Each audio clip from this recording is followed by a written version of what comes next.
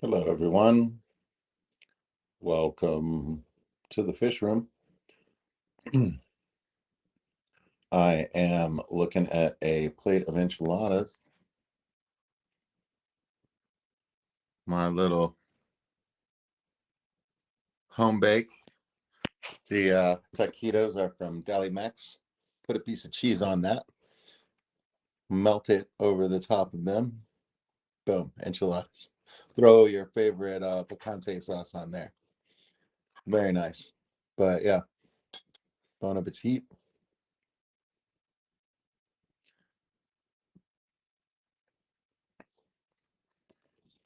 Let's see if anybody's alive out there. It was Labor Day, so everybody should be headed back to work. So we'll see who's up. How many Americans are truly living free? Don't have to be at work at 8 a.m. the day after Labor Day.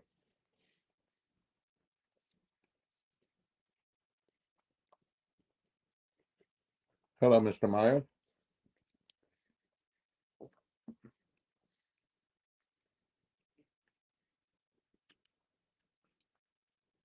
I know, Steven. I mean, like, and I would love to tell you that I planned that, buddy.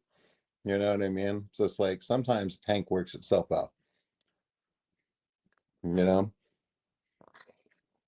if you set up 27 tanks and you don't really try to decorate any of them, and then you start getting basic plants to grow, a year later, you've got like 4 or 5 freaking stunners.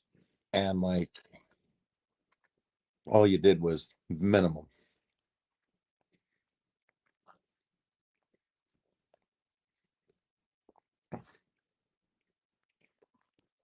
Yeah, Stephen, I hear you, but you've uh you've made some good choices as far as you've made some good choices as far as like you're growing stuff in like CO2 and stuff like that, and you've done some trimming. I just never trimmed like some tanks. And then I'll go through and like I'll gut it and then it'll look really nice. But yeah, it's the trimming and seeing something successful or not, and like that part of like I don't have any experience with that. I think that's my next step.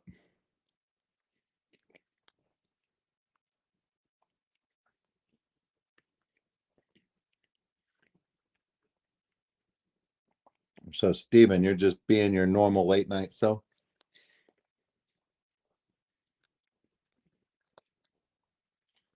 or did you manage to get out of work tomorrow?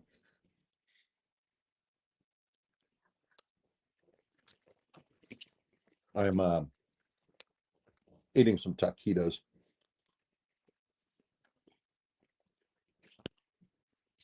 I made enchiladas from some taquitos and a piece of cheese.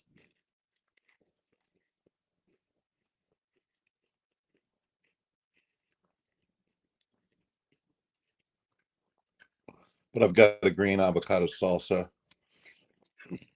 on the taquitos and Colby Jack cheese melted on the top.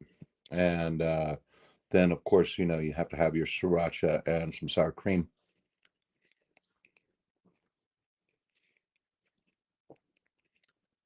But it's a cheap plate of enchiladas.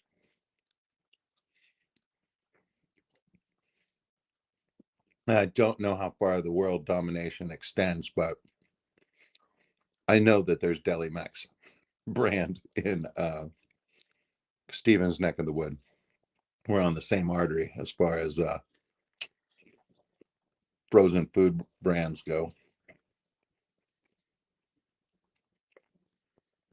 In the Lone Star State, it is 2:06. And Stephen P shares the same time zone, being my next door neighbor, my cousin next door in Louisiana. Louisiana.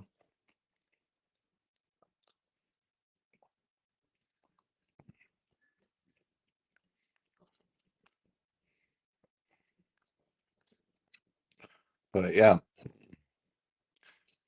I said in the description I was rewarding myself for putting things away. I watched some reels on Instagram and made taquitos instead. So this is my reward for not doing what I say I'm going to do. So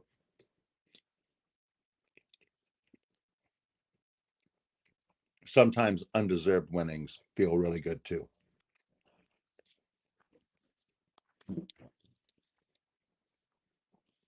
Man.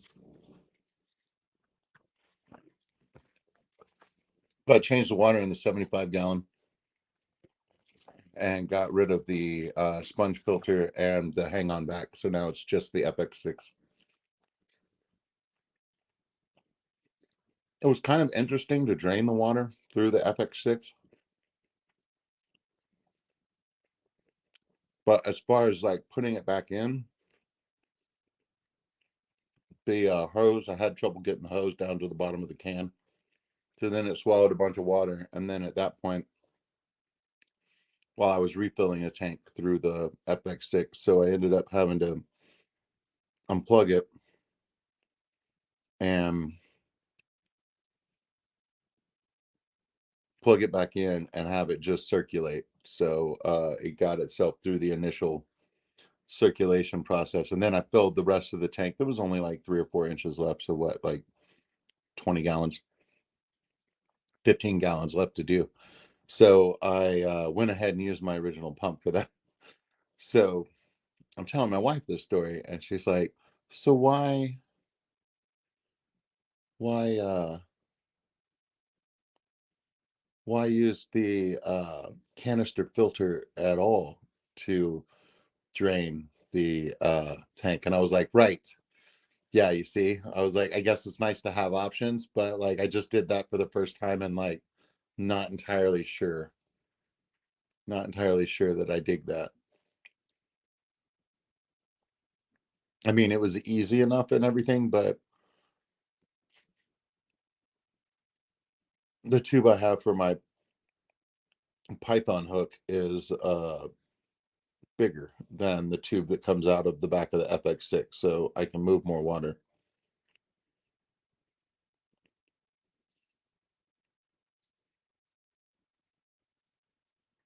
So yeah, I don't know. Steven, do you have an FX6 or an FX4? Are you taking advantage of the drain on the back of it?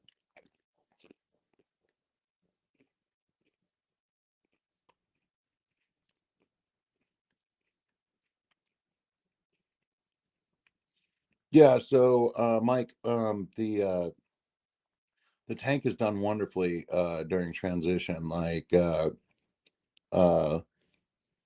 I was worried about with the amount of flow per hour that the FX6 puts out, that it was gonna make my 75-gallon like whirl like a toilet bowl or something, you know what I mean? And like that might make the fish upset. But the hose is like twice the size of the other canister filter that I had. So therefore the intake, it is a large amount of water that's flowing, but it's not very forceful because it's a big tube. You know what I mean? So yeah, that actually worked out really well. It moves around the water around very well. It sends a ripple across the top of the tank and it goes all the way to the other wall. So it goes all 4 feet across. The water's still moving all the way across. So yeah, it's definitely doing a good job of the exchange. And I mean, it was a little cloudy after I changed the water and messed with the uh getting the other filters off, and that involved, like dripping some stuff, and that sponge filter was thick and full, so there was cloudy water when I got that sucker out of there too. But the water's already clear again, and yeah, I'm really excited. And we'll get Cleo over. I guess I'll do that on Wednesday night. I think I said I was going to do that on Wednesday, so I guess we'll get Cleo over into her new home, and we'll let the fish like meet each other. I'll feed them separately, then put them together during the live stream. And we'll see how it goes on their initial meeting. If everything's cool, then we might feed everybody so everybody can feel happy together.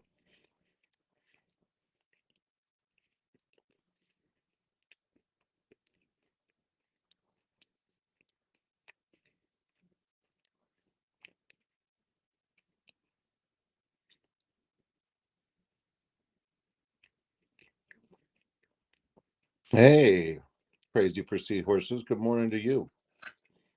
Welcome. We're just talking about using the FX6 drain and putting a new goldfish. Well, new to me. I used goldfish. My niece's goldfish is in the garage, doing her thing like she's always done, except now she's in the garage fish room instead of a little girl's bedroom, so it might not be as cool.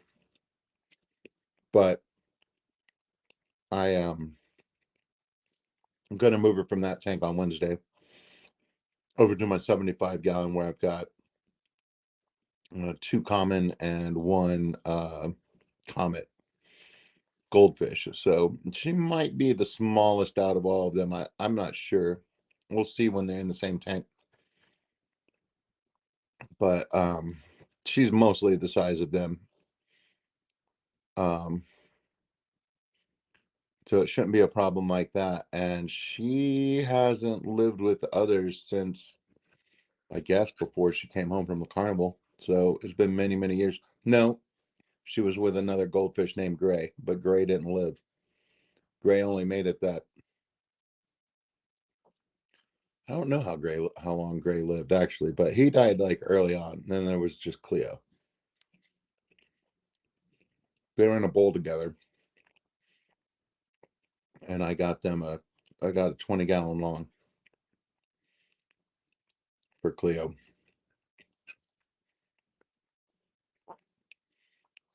Um, and then Cleo came down to live with me because I was talking about wanting another goldfish in my tank.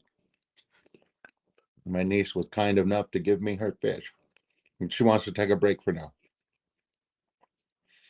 But both her and her sister know that should they ever want a tank, Uncle Mike will come down and we'll get them a tank. We'll do something cool. So whenever they want to do fish, they know that they're welcome.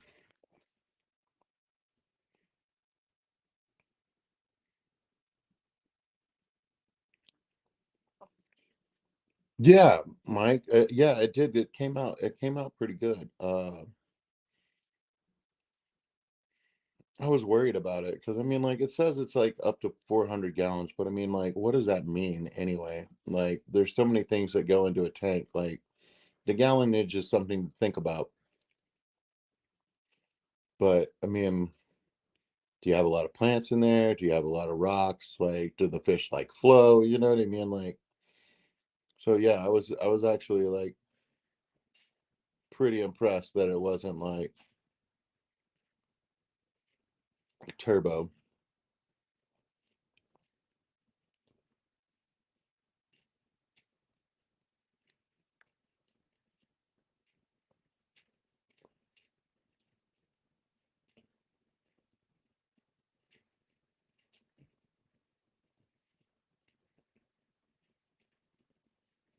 Oh, Mike, I don't even know the Father Fish song. Man, you know what I mean? And I mean, like, I like that guy. I like him a lot. You know what I mean? Like,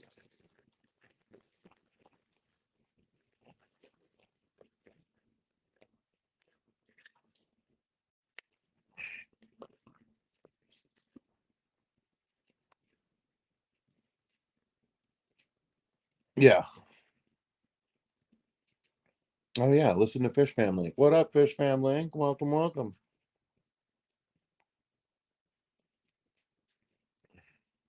Hey, Debs. Good day, Debs.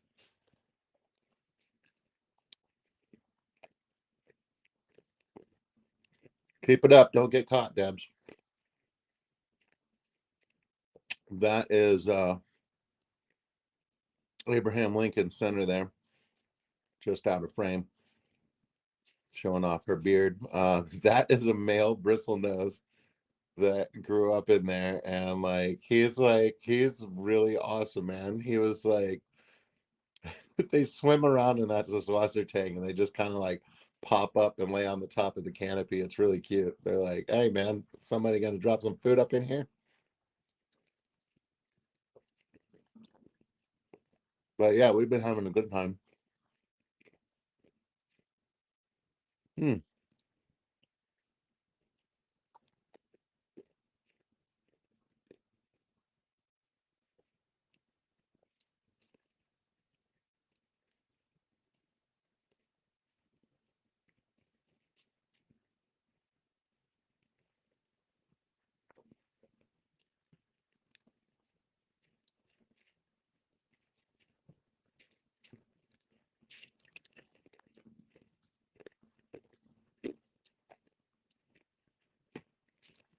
There you go. Now we get a nice. Oh, well, there's Jethro.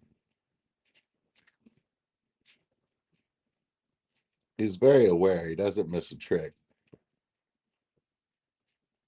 I think he knows that we're watching him through that camera, or just the fact that the camera's there, like in front of his tank, and it normally isn't. He's very suspicious of it.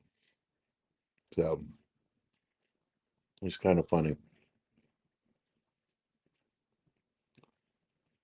There we go. There's the bristle nose right on time.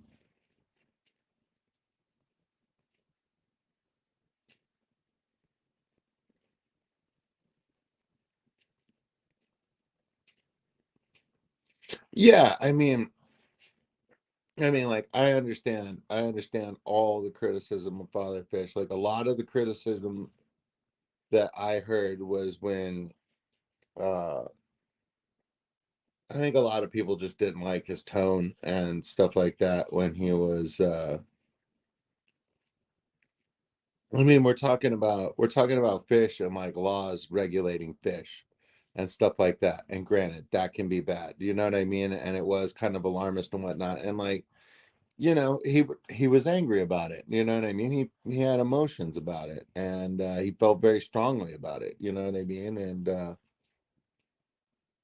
would rant, make some statements. You know what I mean? And like yell about some stuff, and like, hey man, like Lou is not a young guy, dude. You know what I mean? Like, show him some respect. And if he wants to yell about something that he's passionate about, it's just like respect your elders, right? You know what I mean? Like, he's not the only old guy that is yelling about stuff, and he's making a lot more sense than some of the old people that are yelling nowadays. But I actually met Lou in person, and where was I? I was at um oh, I was at the Clash, and I think I met him before. I think he was in Dallas 4 years ago, 3 years ago.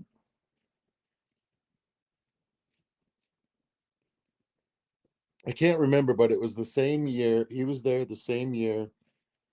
It was either the first or second time that I went to Aquashella. He was there the same year that somebody was there and they had the 360-degree view cam. So it was that year.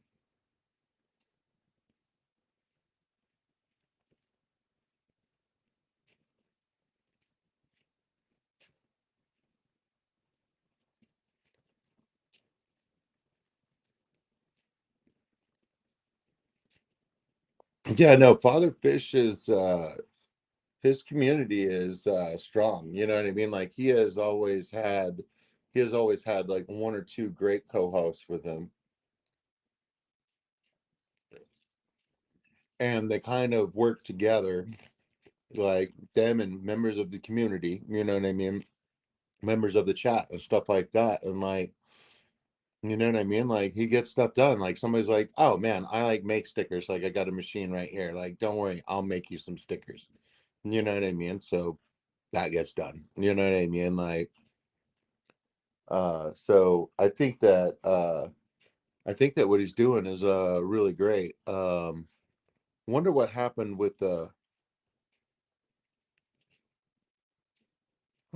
what happened with the channel that was going to be fish tanks and people were going to send in uh like an hour or 3 hour stretches of the of one of their tanks, and then like the channel would just loop it together so that then like there is on that channel there are different fish tanks from different people in the community and it just played 24/7. I thought that was kind of a cool idea, but I don't know what happened to it.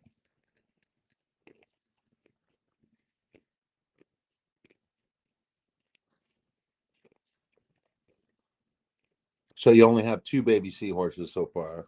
Crazy for seahorses. Okay. But the baby seahorses, they're only like a couple days old, right? Was it yesterday or the day before that you were telling us that they spawned? I want to say I remember that in chat, but like now I'm having trouble placing it in space time. You know what I mean? Like, this is real 2 o'clock in the morning talk right here. It's like, I'm sorry, I have a recollection of an idea, but I don't know when it came from or where it came from. You need all three things in order to like have a physical object.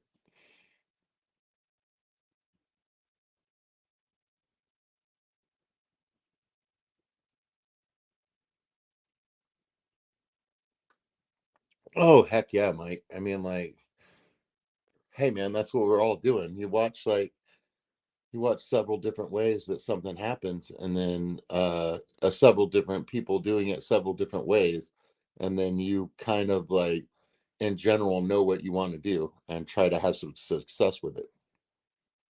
I mean, it's like that for when you want to build a do-it-yourself rack and stuff like that. Like you can see some stuff that looks safe and some stuff that doesn't.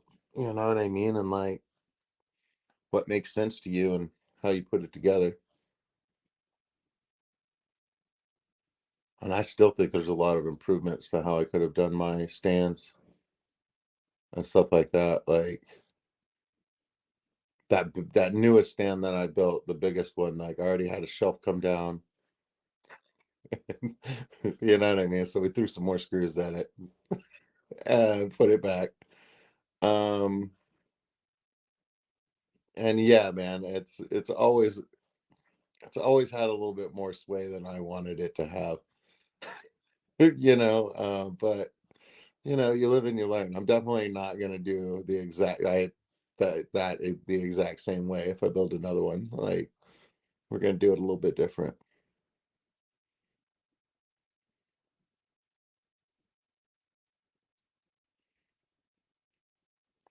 Yeah. I mean, like,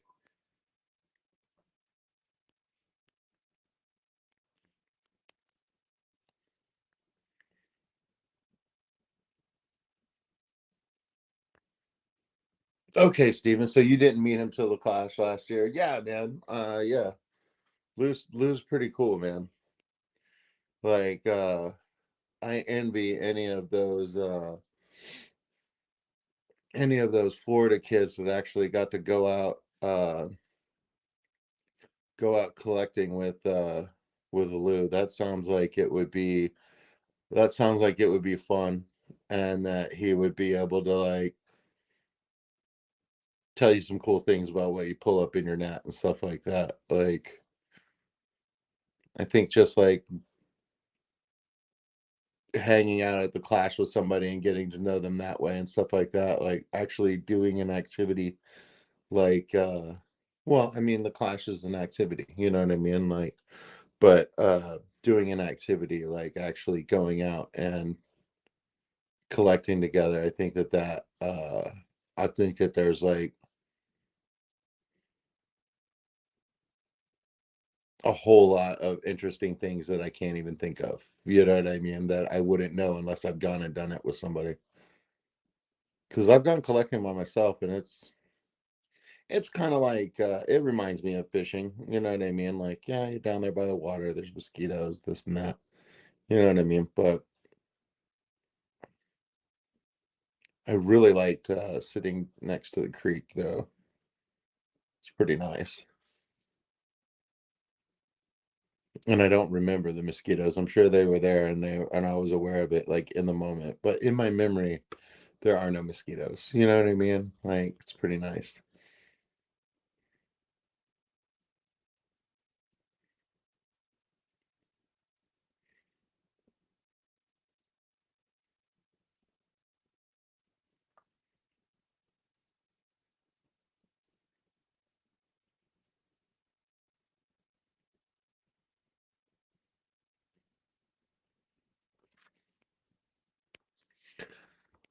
Well, yeah, Stephen, but isn't that the way of the world? You know what I mean? Like I'm telling you, man, like that was a very good Mexican meal that I ate. But I mean, like I feel like Deli Mex as a brand, you know what I mean, doesn't have my best interest in mind. You know what I mean? I feel like they are consciously making decisions to make it cheaper. You know what I mean? Like I don't feel like they're gonna go up in quality. You know what I mean? I'm not expecting a big up in quality type thing.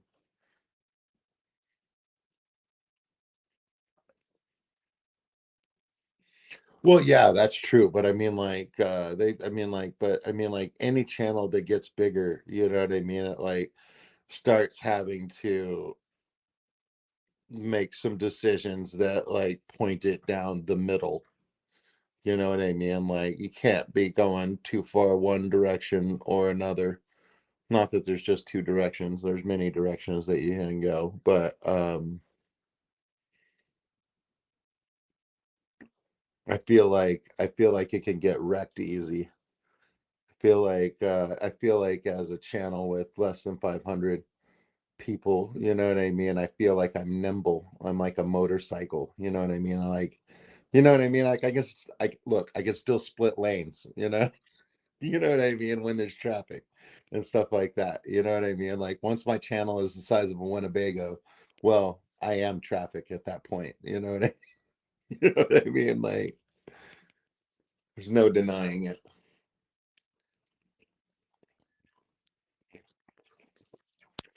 But yeah, I'm feeling better this week.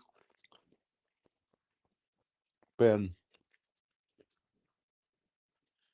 been a wee bit snarky, a wee bit down in the feels, but of late, but life has been pretty good here lately.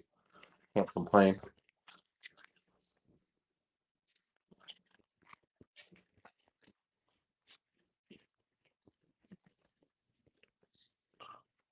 We might move tanks in a second, but I'm telling you guys right now, that's a Swasser tank.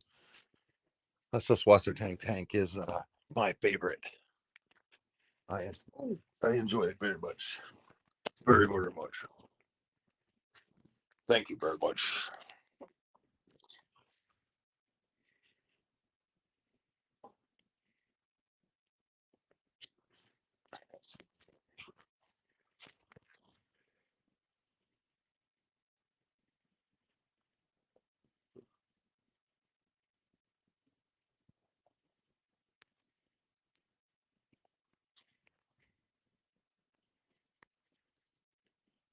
Yeah, Steven. I can survive on Deli Mix. Exactly, man. You know what I mean? My Deli Max taquito, you know what I mean? Like it's the equivalent of like a generic wafer. You know what I mean? It's like it's fine, but you know what I mean? Like it clouds up the water, so that's kind of annoying to the fish keeper, but not the but not the fish.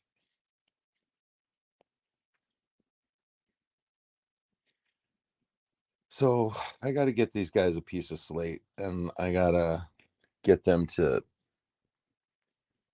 spawn on it because they're obviously not going to parent.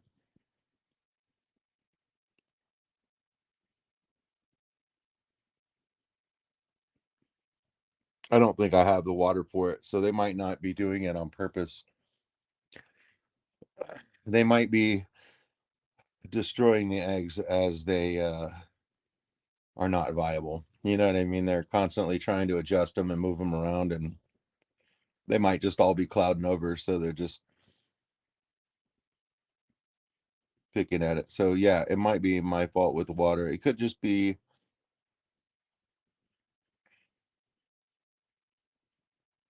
I don't know, man. I feel like they should have bred and tried to keep a batch by now. But if I collect the eggs, I don't have to worry about their behavior, and I don't have to worry about the water parameters in that tank because I can put it in something smaller and get the parameters right.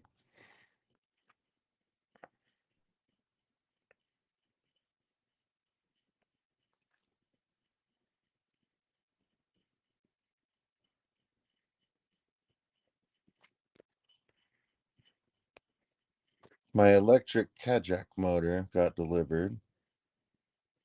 So you only need a solar panel, and then you can try to make it over the big pond. Oh, your kayak motor. Okay, yeah, your kayak motor got delivered. I don't know, man.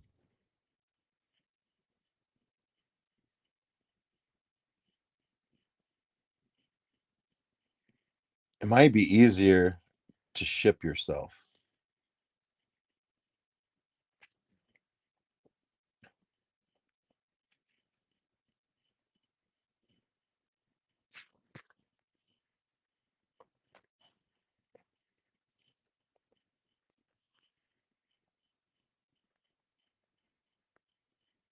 You know, Steven, that I mean, like that wouldn't surprise me. You know what I mean? Like if they haven't been raised by an adult fish for several different generations, does that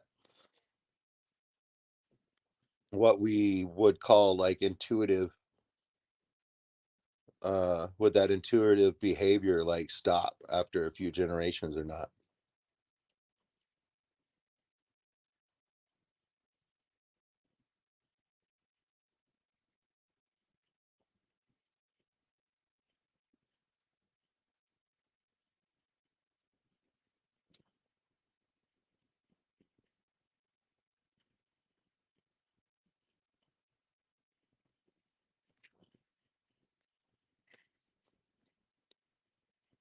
Yeah, that's true.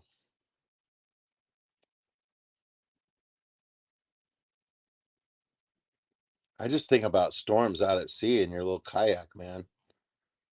I worry about you.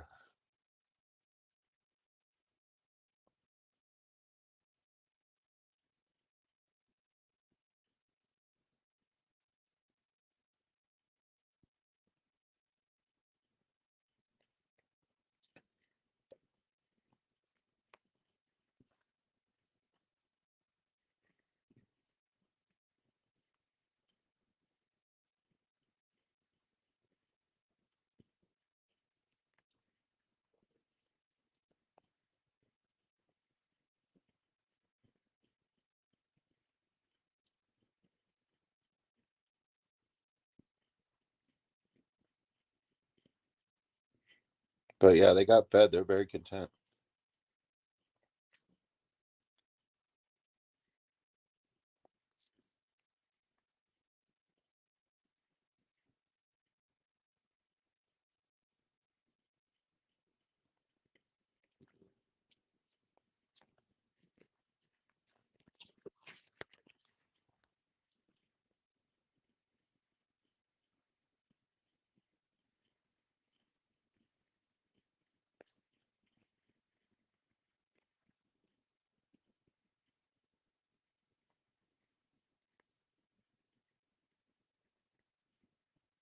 Hmm.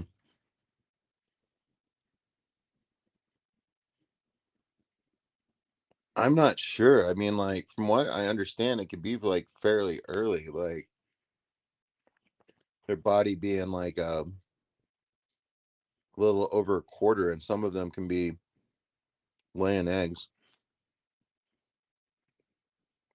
I think I got that from Aquafunk.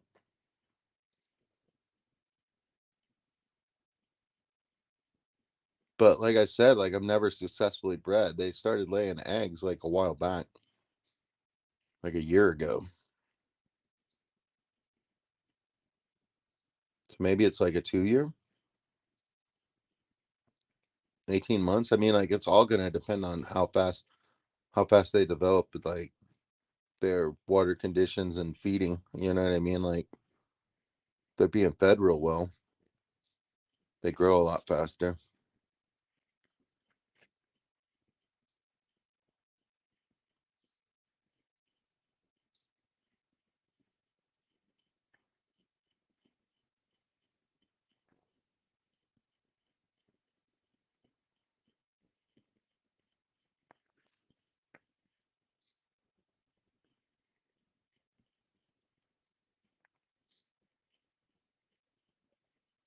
Because when I got all six of these fish, I have five of them now.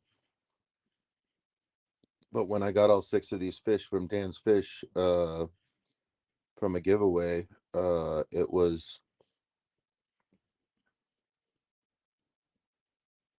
man, that was a while back. I'm no good with time.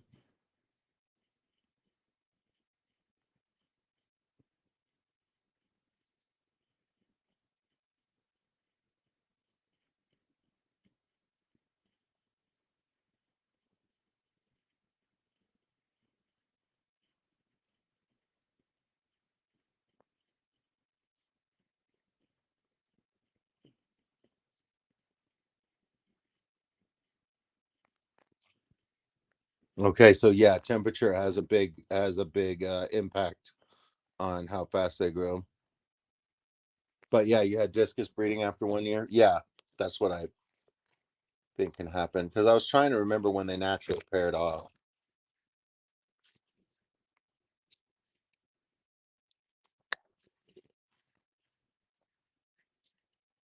But yeah, there were some switching partners going on to stuff like that. But they all paired. I ended up with three and three. It was like incredibly lucky. So now I have an extra female.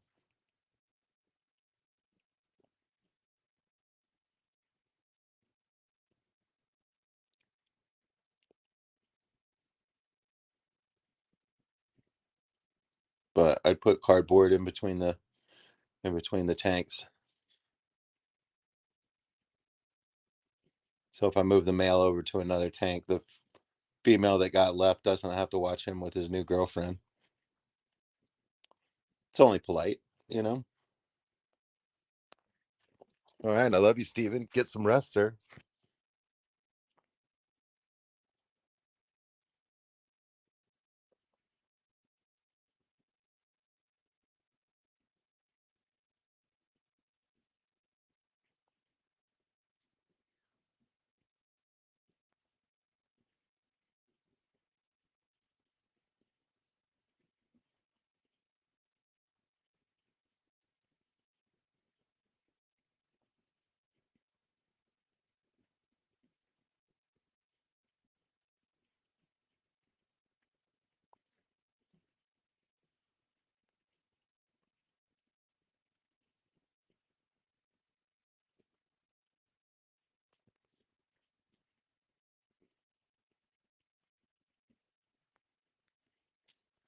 Oh yeah, I always talk with that real typical Austin accent.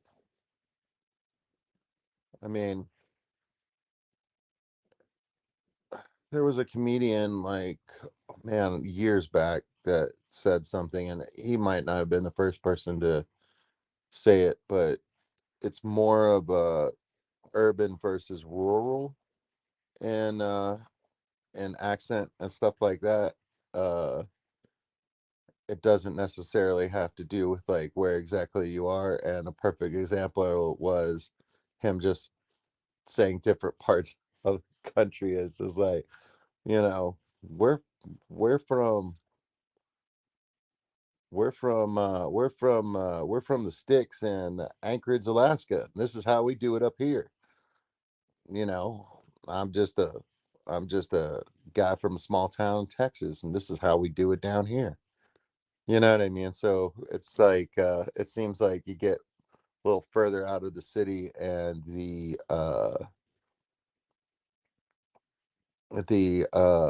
the rhythm slows down. So you don't talk as fast. And I think it just has to do with like the energy of the busy city and stuff like that. People talk faster and stuff like that because they'll end up getting cut off in a conversation. You can have a conversation like every, I don't know, 6 feet in a city, whereas like in a rural area you might not talk to somebody for a couple days. You know what I mean? Like,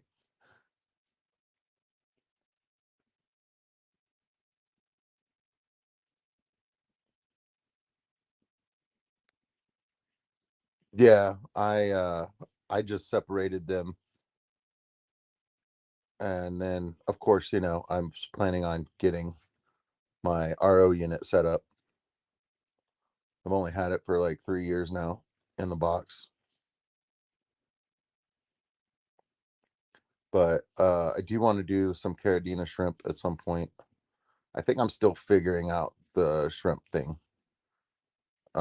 I'm ignoring them and no longer overfeeding them, so that seems to be going well. But the blue dream tank may be, the colony may be dwindling, but it's hard to tell because the whole thing is a big nest of green algae. So uh, I don't know what to say. Can't go in there and pull it all out for fear that I'm just going to trap a bunch of shrimp in there and throw them away. So I need to be doing more consistent water changes with them. Um, I age the water overnight and I drip it in when I do a water change in the fish tank. So because that takes extra effort, I generally don't change the water in those tanks. So like they haven't even been getting a consistent monthly water change. So I think that is my main problem with them right now. But the yellows seem to be doing outstanding.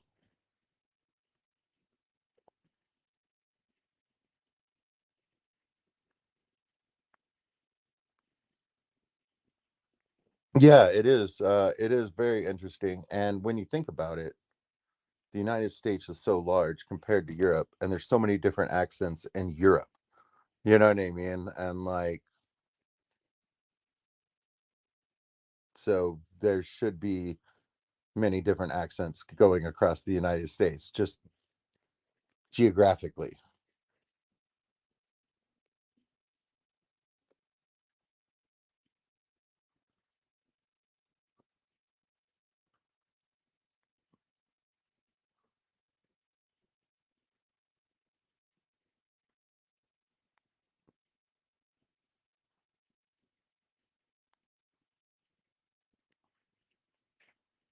Yeah, definitely different.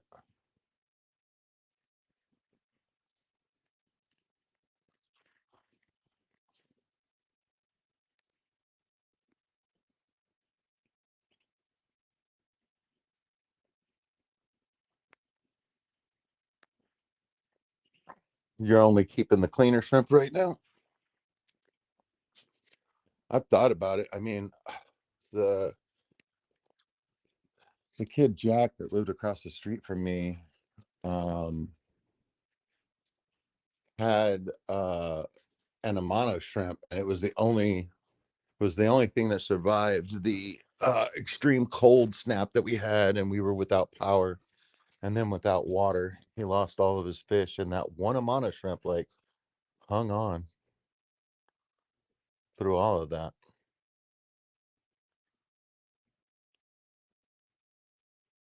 So you get one in a tank in a good situation, they're good to go.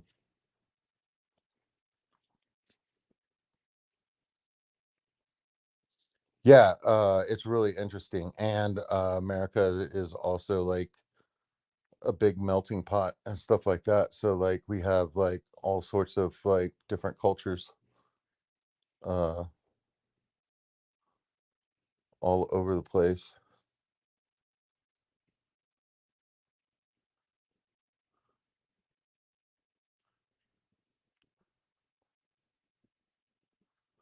I'm watching these guys right now. This freaking carp body. Here, let me show you what I'm talking about.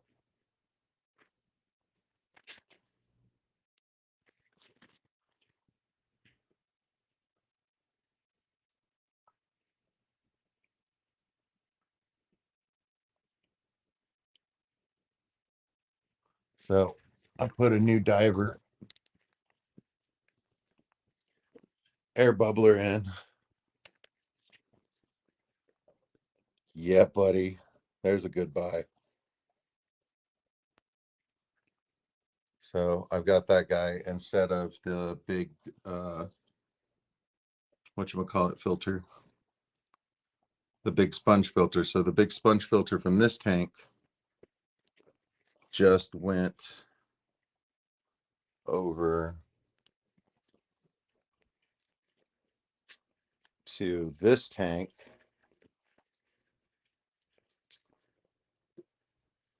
So that season one from the 75 is now filtering Cleo's tank.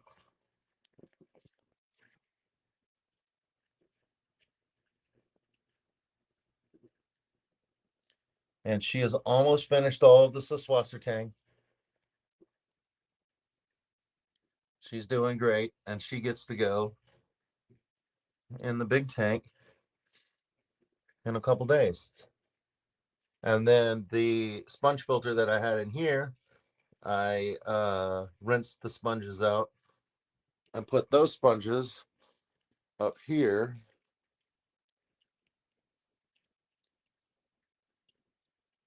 And I laid it in here, and I'll get some air hooked up to it, and we're going to take this off. And I think I'm taking the plant. Hold on.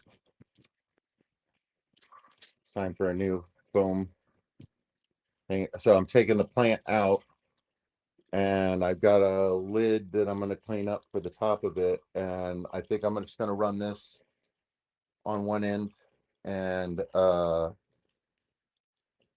use this for this tank. I'm going to put some sand substrate down, sprinkle those rocks over the top. I'm going to put a piece of wood and some plants that I have around. I've got quite a few. Like there's some spiral valve that will grow that is already as tall as the tank. So you know what I mean. And then there's uh small individual pieces in this net. This all of this growth up top. There's some bacopa. You know what I mean? Like we've got we've got plants on top of plants going on. So yeah, I might so I'm gonna decorate that tank up, and that's for it's for my client that I take care of. I'm gonna get him I'm gonna get him this 10-gallon tank, and it's got all of these purple Moscow males in it. So we're not gonna do any females. So there won't be any babies making his tank go crazy. And yeah, I think we're just gonna do that for a while. So I need to scape that. Maybe we'll do some of that on Wednesday. We'll see how far I get with it. I mean, like I could get the sand substrate in there and get the air hooked up and whatnot, and actually get some plants pulled around. But I mean, I've got a box right here with all sorts of wood and stuff like that. But what's not showing up on camera is there are spider webs on top of spider webs throughout the whole thing. So I kind of don't want to dig through this inside of the garage. I kind of want to put it out in the middle of my yard in the sun for a couple days and then go through it. You know what I mean?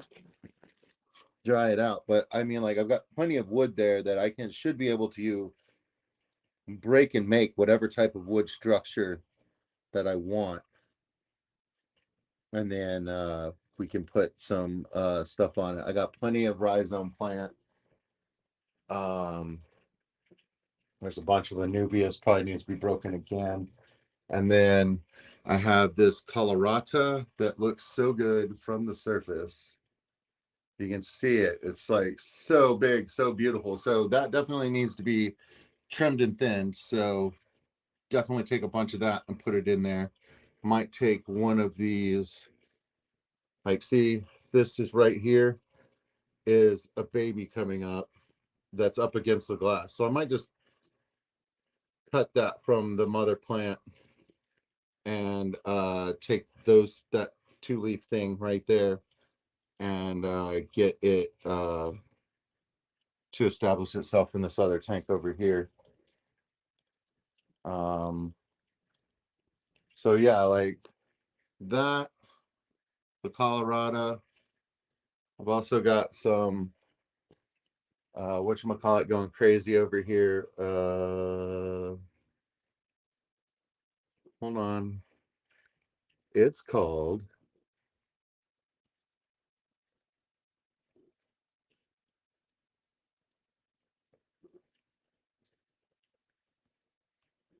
it'll come to me. But I've got like 4 inches of Saswasser tang across this whole entire tank. So like that just needs to be put up for sale. You know what I mean? Like straight up. Get rid of it. But like there's like dwarf sage. You know what I mean? Like there's a bunch of dwarf sage back in there. You know what I mean? Seems to be doing okay. Oh, I'm only showing you the tanks where they look good.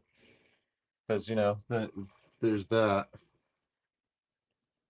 That doesn't look too so hot. I mean, the plants are all right, but as you can see, I mean, like, what are we doing here? We're not doing anything. You know what I mean? Like, I've got like too much, and this is too much Java moss.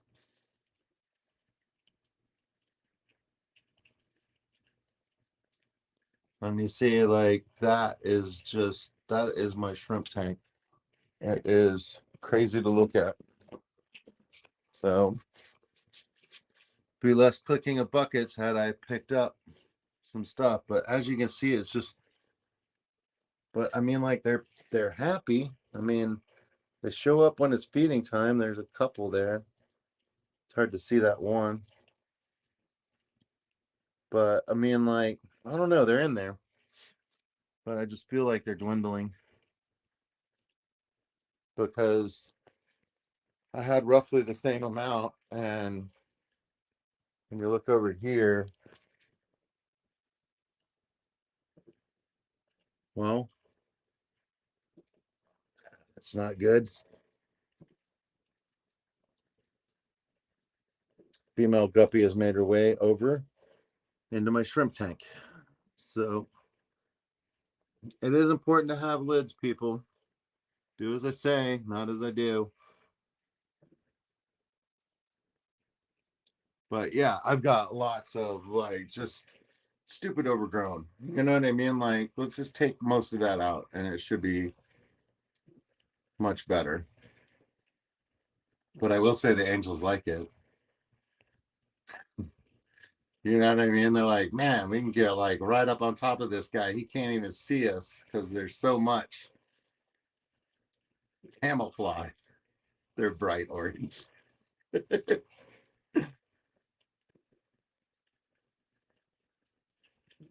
So yeah, no, I mean, but like I do have a lot of tanks where it turned out good. Like this one didn't turn out. That's just cornwort, like burdened with dust from the aqua soil. It's just a mess.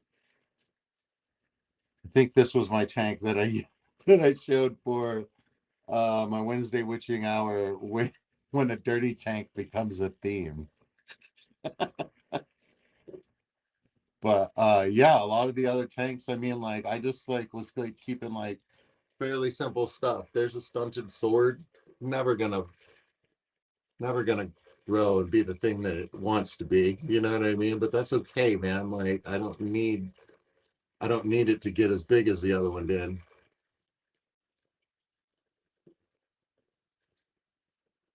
And these guys keep a really clean take, these endlers and stuff like that. Yeah, there's still stuff down in the substrate and stuff like that, but they keep it pretty picked over because there's so many of them.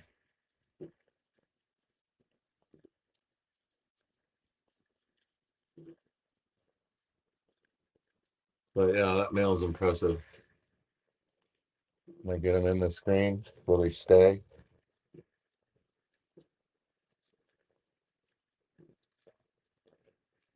He's got some pink highlights in the center of his tail. Makes him interesting.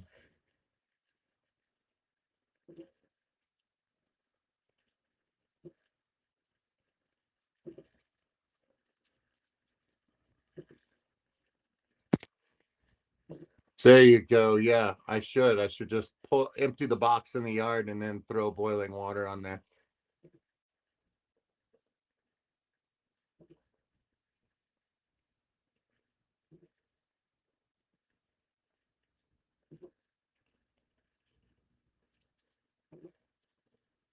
Yeah, I'm also very good at growing the algae. This is an impressive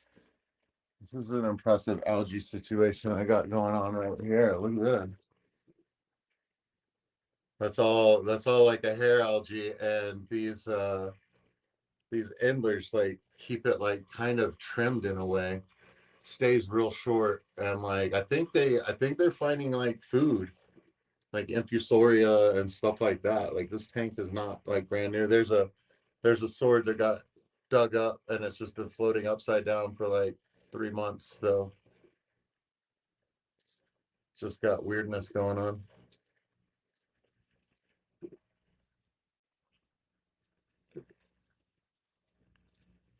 There's Jafar, my single female,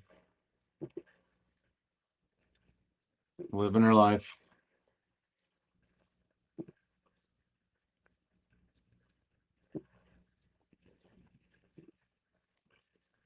But yeah, there's tons of potential in here. I just unmotivated.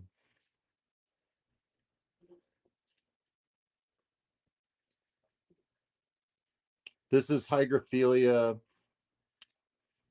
Is it reticulata? I'm not sure.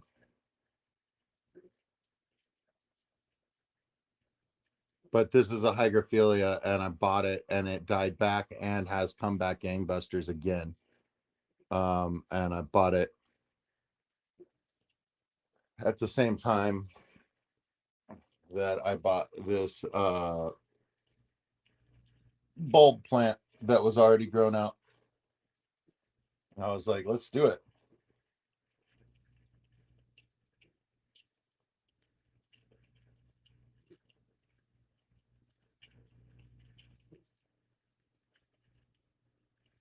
Do you want some duckweed?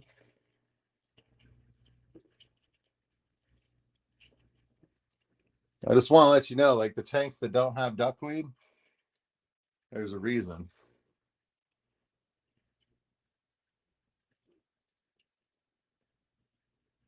About 30 reasons, but hiding from the camera right now.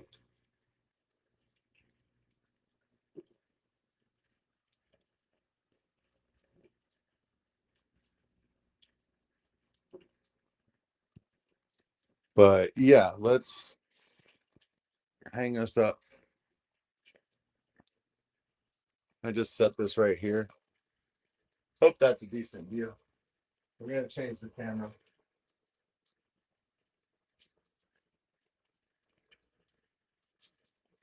Hey, everybody. All right.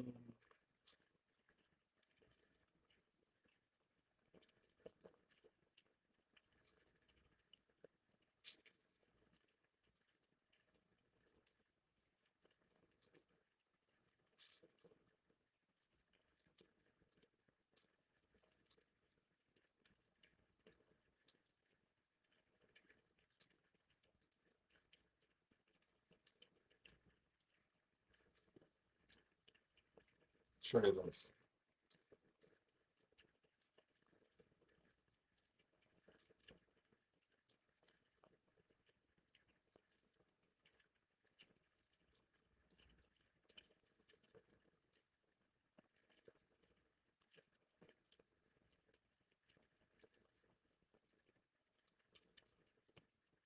I think that's good.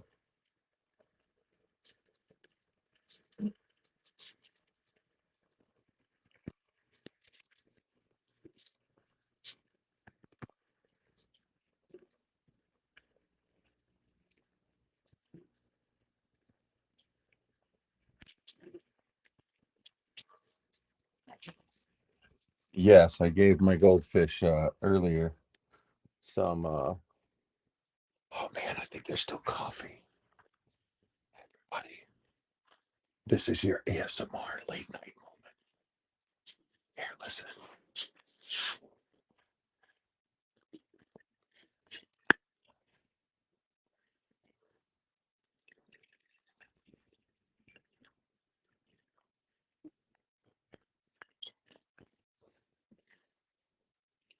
Ladies and gentlemen,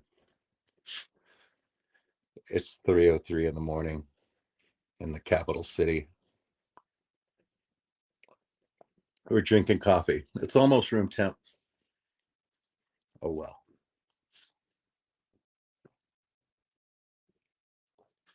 So good.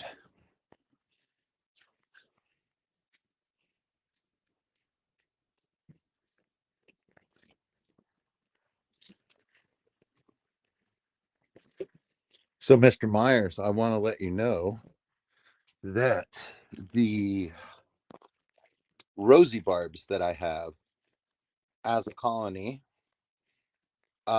eat up the duckweed. Now, I don't know whether they would do it if they were in a group of less than 20. You know what I mean? But like the group mentality is very, very strong with them. Like one fish will do something and another fish will think that it's not getting something that the other fish is. So we will go over and do the same thing. And then that kind of like cascades and then they end up like tearing something up. So there's been times where they have torn the crap out of a particular plant and then they stop doing it. And then there's some plants that they have eaten. And maybe it's because like the plant was in shock when I moved it over. So therefore the leaves were dying. So then therefore they were soft and they ate it. You know what I mean? But I think with the mob being like 20 fish, you know what I mean? Like if one of them does something and the next one's like, oh, I want to try that. Like, you know what I mean? It's like doesn't matter how strong the plant is at that point. After 20 of them have gone after the same thing, after the same leaf, I feel like it goes away.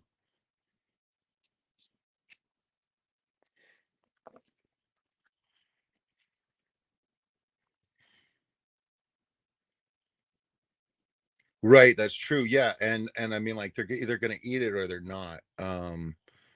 Sometimes they're like not into it, but but yeah, my rosy barbs, and I think it's because they're a big group. Like they ate all the floating plants out of that tank. That was the last tank I had frog bit in, and it was a mistake because they ate it all. So got to get a starter of that again, but I think I might just wait till spring. And I want red root floaters, and like I said, I'm gonna wait until spring.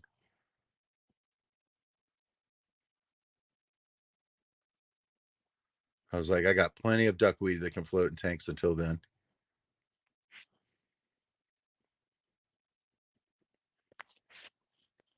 Okay, so barbs are kind of the same way. I mean, tetras. Mm-hmm.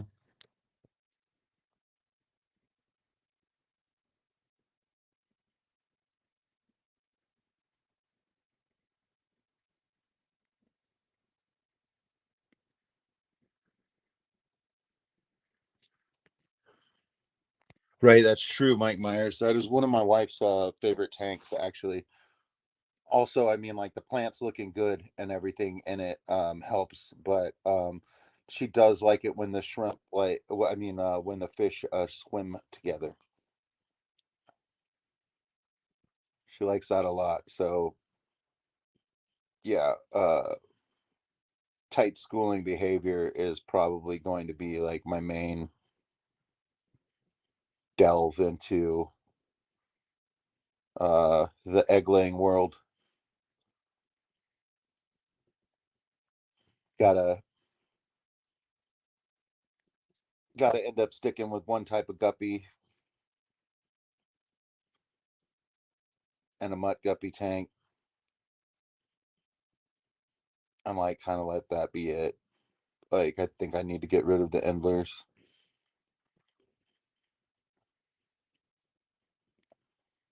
and then take the time to learn how to breed some of these egg scattering guys and whatnot. Move away from the live bears a little bit. I'm not sure. Good old Craig. Hey, Craigie Poo.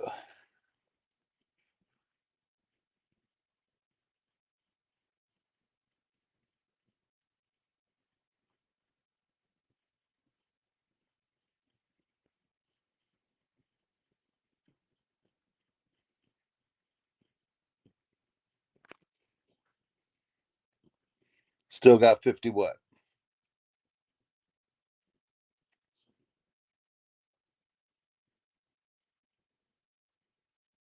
My week actually went swimmingly, Craig. I went to work and did my thing there, and then yeah, man, I took the trash out this morning so that it could get picked up. And I think I declared then that my Labor Day was over. I was like, trash is at the street, like Labor Day is over. And I went to sleep, and then when I woke up, I was hungry. And we haven't been to the grocery store in a few days, and we ate Vietnamese food. And I thought about doing it the night before, but I didn't. But that was delicious. Then I changed water in the 75. Took the extra filters off of the 75, so now it's just the FX6, and we'll let that settle for a couple more days. And Cleo is got the sponge filter that was in the 75-gallon tank in with her right now.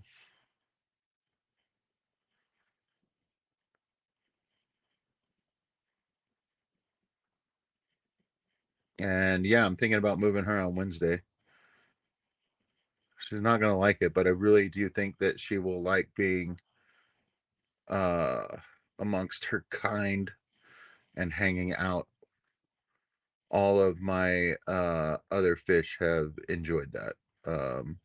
Junior came into the tank from being by himself and was into it, and I put two goldfish in with Phineas to begin with, and he wasn't sure at first, but then like they swim all over that 75-gallon and they're never more than 2 inches away from each other, and they're all grouped in like a 1 foot box. Yeah, you know what I mean? Like, but they move around the whole tank together, and I think that they enjoy being with each other. So hopefully things go well. I mean, they're goldfish; they're not cichlids. You know what I mean? So putting them together shouldn't be a problem. But if it doesn't go well, you know what I mean? That will be quite a show. And like I said, the aggressor can go into the 20-gallon. So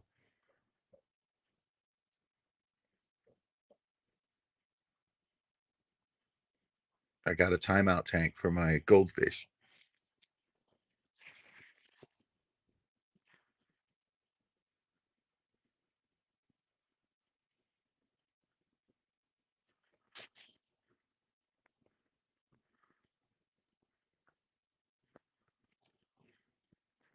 Oh, fine, Craig. Whatever, man. I thought we were buddies. Never mind. You see, Mike, this is the problems. This is the problems I have. Too many mics. I'm always going to assume it's me.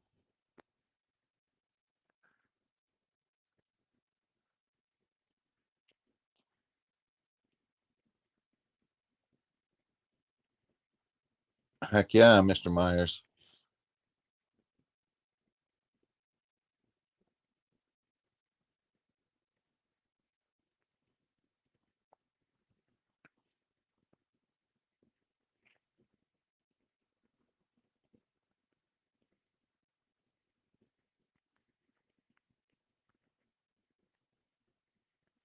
Oh, well, congratulations, Mike. I'm happy for you, buddy.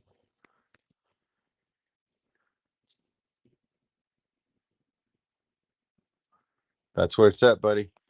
Keep up the good work. I got to produce some more videos, some more shorts.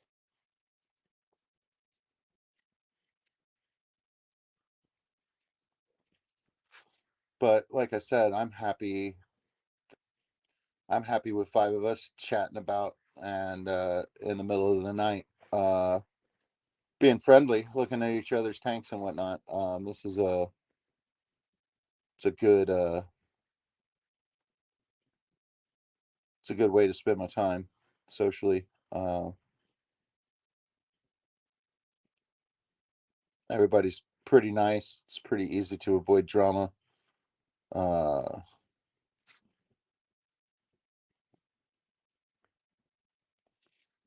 and yeah, man, this is how I hang out with my friends. Just make them all over the world, and we all hang out. So my channel is already a success without any of the standard YouTube goals.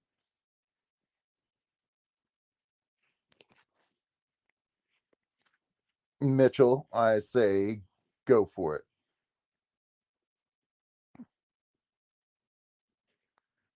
Craig backs me up on that. I kept four uh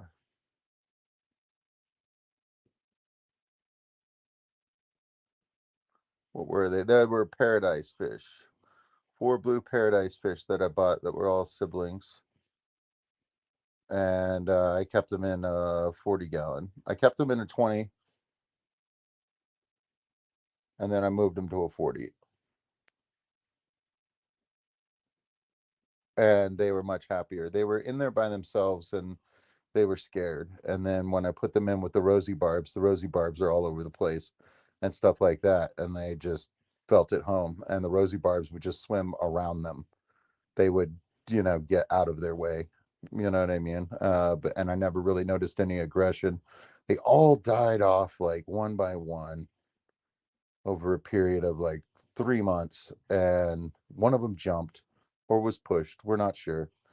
Nobody's talking. But I think that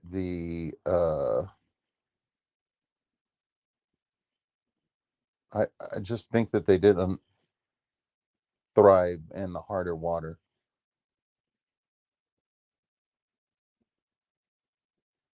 or they had something that slowly took them out one by one. You know what I mean? Like I know for a fact I'm probably not good at spotting internal parasites on my fish.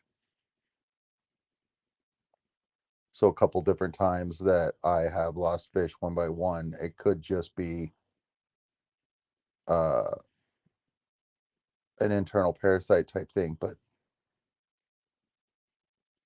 I just never see a guy with a sunken belly. You know what I mean? Like, so that makes, I don't know.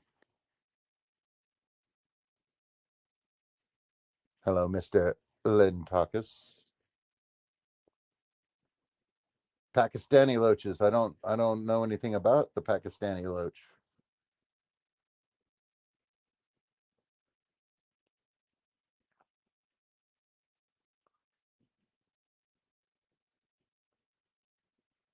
And Myers says you can.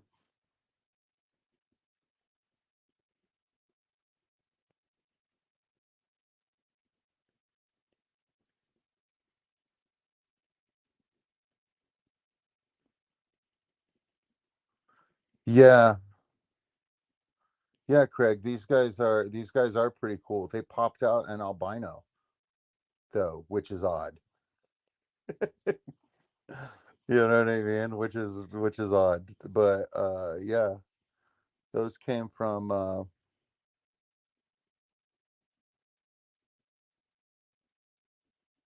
what's I want to say it starts with an H and it's in Washington State. Corey recommends them.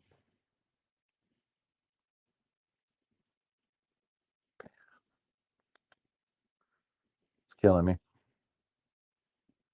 Yeah, an albino pepper. That's what I'm talking about.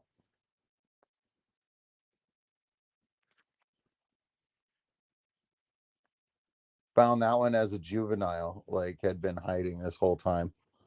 Found that one as a juvenile on like the week of February 14th this year. I was all like, oh, hello. Ashtara.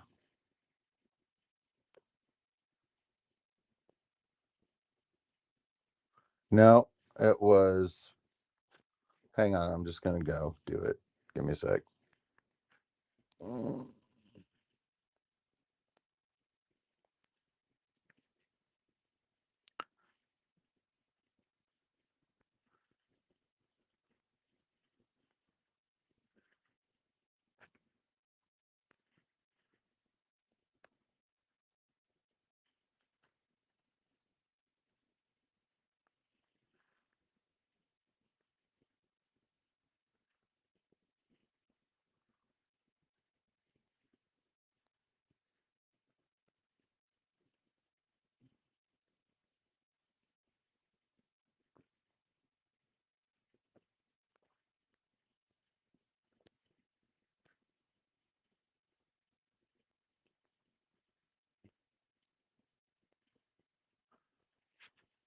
Well,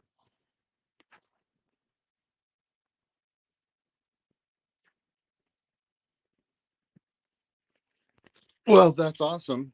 But I still don't know the name, but it's fine. The Aquarium Co-op recommends for live fish on their website, Dan's Fish.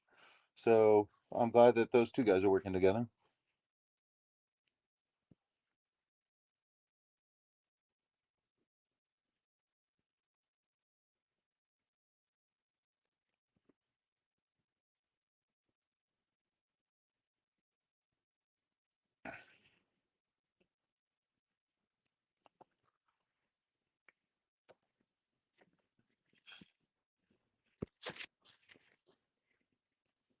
Heck yeah. Well, if it's a 45 gallon brother, then you're set.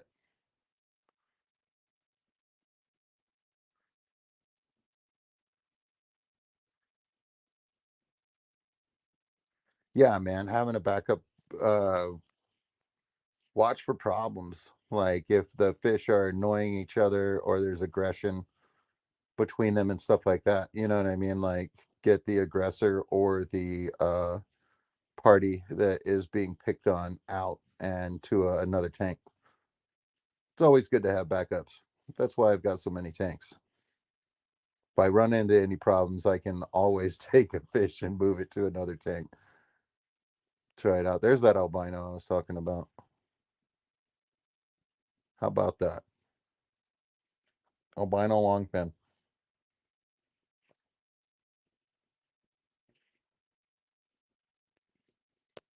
Yeah, more than likely. I mean, like the bottom guys and then the guys that swim not on the bottom. You know what I mean? Like they're freaking like pretty cool. And a lot of Corys are pretty cool with the other bottom dwellers as well.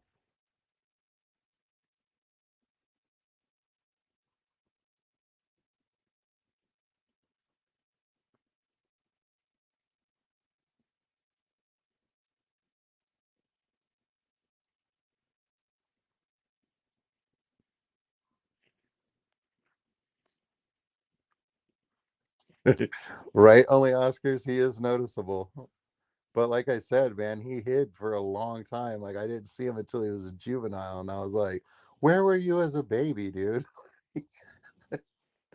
Like, there's not that much in this tank. Like, you know what I mean? He must have been hiding.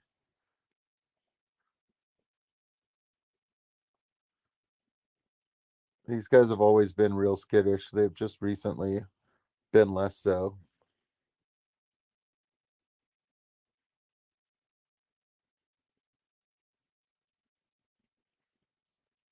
but they always act best when I don't walk in the room. Yeah, those are high fins. Look at the link. Look at the link on that one with the guy with the gold belly. It's like it's like a freaking like pheasant feather in somebody's like hat. You know what I mean? It's like, hey man, like there's no reason to have a feather that is that long, buddy.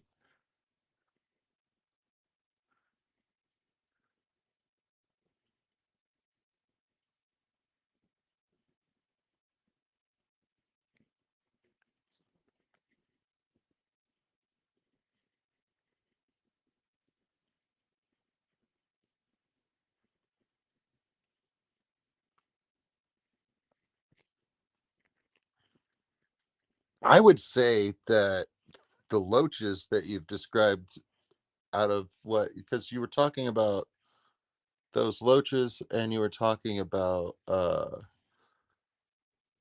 pearl scale gouramis, and gouramis, like they're peaceful, they keep to themselves, but I feel like they can bully, when they want to.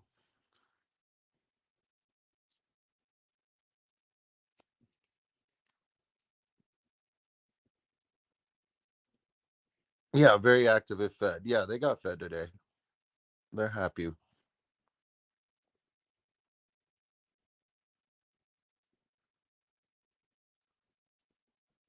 Yeah, so the gourami is the most aggressive of the two.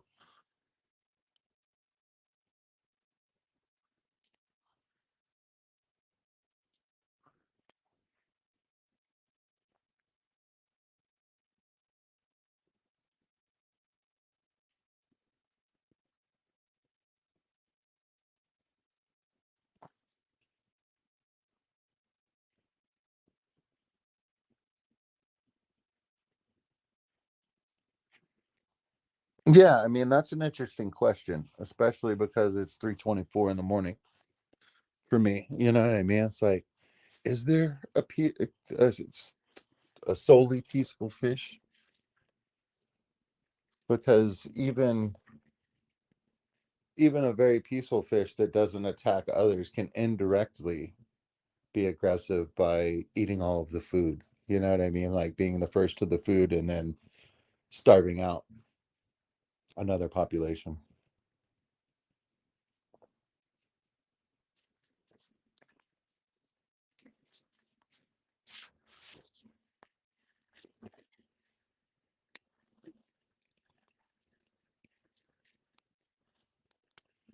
Well, that's the last of the coffee. This live stream's going downhill. Going downhill quick.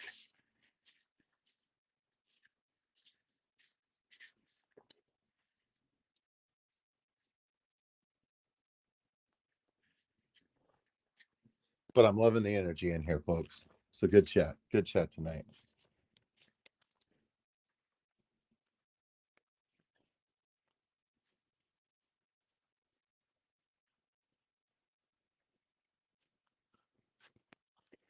That's awesome, dude. Yeah, so you shouldn't have any problems.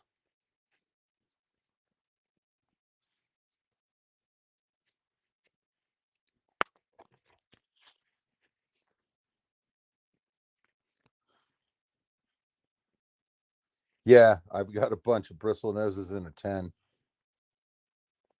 and I'm just letting it play out. I make sure I do a 50% water change on them every week. It doesn't always happen, but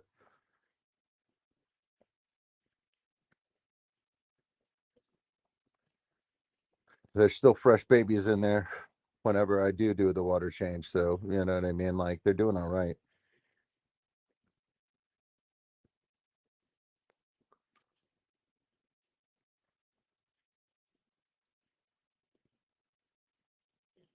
Yeah, dude, plants are awesome. So in the foreground here, that plant in center screen is a water onion. I bought it from KJE, and honestly, honestly, I love this plant so much. Like, I love like the straight line like structure of it. You know what I mean? So that breaks up like plants that have like small little leaves on them and stuff like that. So I like the wiriness of it, and yeah, man, like it's doing good.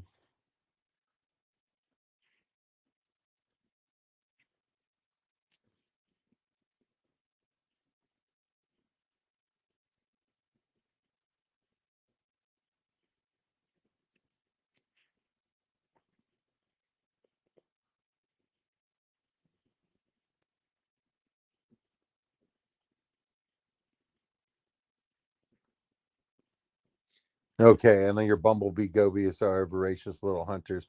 Yeah, no, I mean like they look great on film. Like they've been on my list from like I don't know, day 3. You know what I mean? I might not have seen them in the first couple of days that I was deep diving on YouTube watching fish videos when I first got the sickness.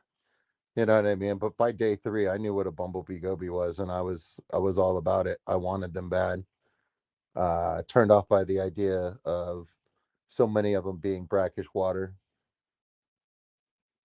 and not true freshwater and being sold as freshwater, and then they don't do as well. But I mean, like mostly money and tank space was what held me back for forever. Um,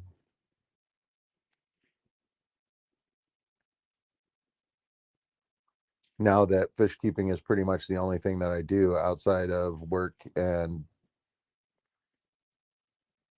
what work, sleep, fish, oh, yard work, house chores,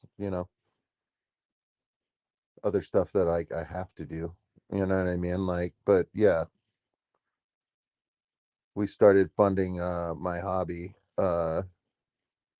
through our income. You know what I mean? And we lived pretty lean. It was a special thing to freaking order takeout tonight, and I went and picked it up. You know what I mean? Like,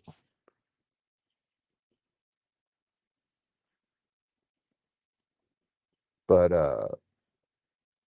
yeah, as soon as we started doing that, when the overtime starts rolling in because we're short a nurse for 8 weeks, um, it when my overtime starts rolling in just due to like circumstance and whatnot, like really filled the coffers. You know what I mean? Like I think it was like February, and I knew that I could afford to go to uh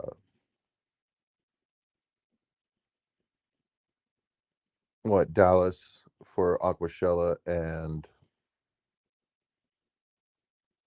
uh Keystone Clash, which is coming up a little less than a month now, or in a month.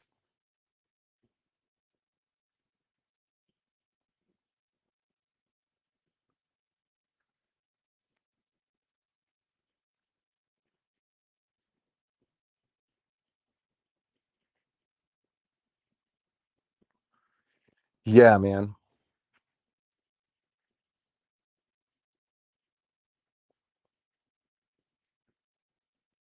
Sausages and steaks. That's awesome, Craig. Yeah, man. And like, yeah, sausage is a it's a long tradition of sausage making and stuff like that. Like we've got some great sausage over here in Texas and stuff like that. We've got a lot of German influence in Texas, a lot of Czech influence, um,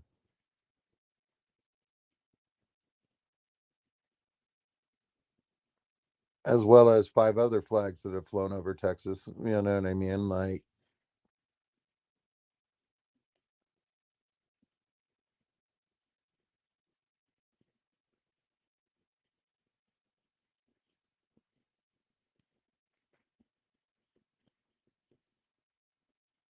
There's only one species that is purely freshwater. Yeah.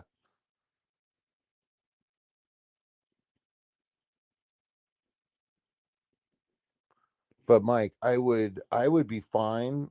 Like when I do get bumblebee gobies, I'm gonna get them from a hobbyist breeder that was keeping them in fresh water. You know what I mean? Like that's good enough for me. You know what I mean? Like if he's able to get them to breed in fresh water and they're growing in fresh water, like that gives me enough confidence. You know what I mean? I would like to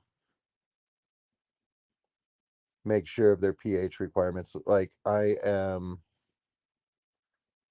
because my water is so hard and stuff like that, I want to be able to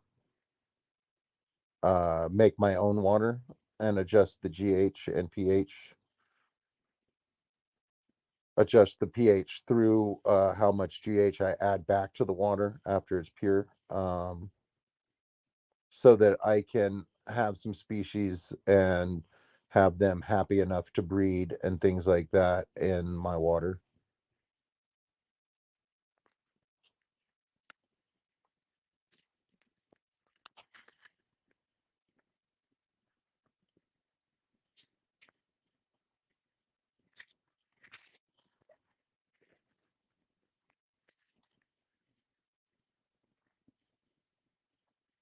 Yeah.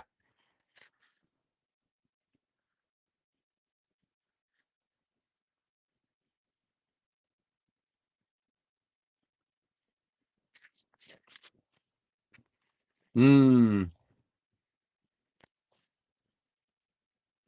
And that's something that I could fool around with once I start like messing with my own water. But I want a sink in my garage,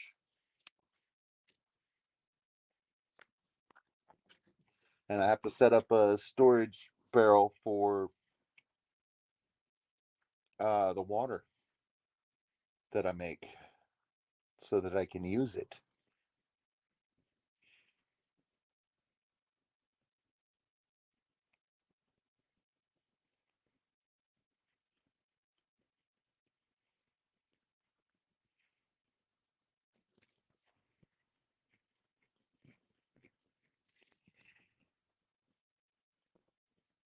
Oh yeah, you would, Mike. And but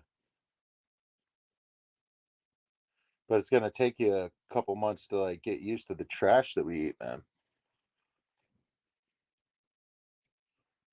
Like all of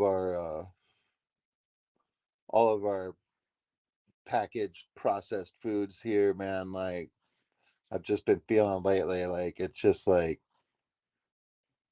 they're diving for the bottom on who can feed us the most trash. Like I don't know, nothing's tasting, nothing's tasting as good as it used to.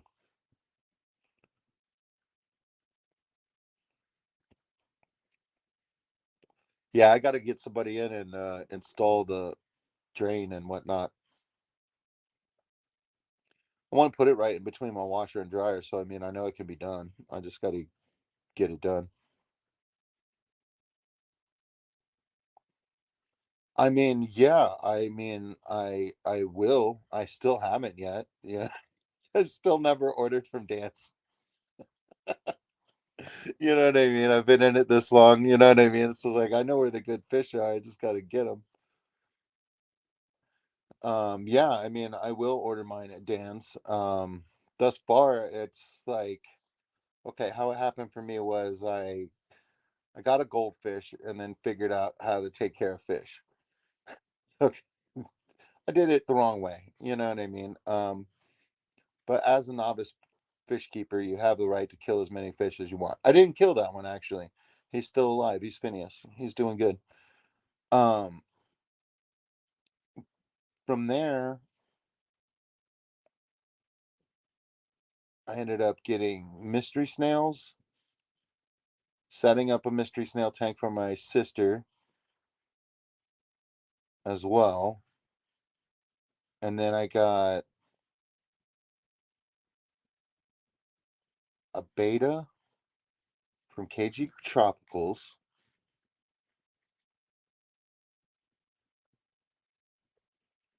And then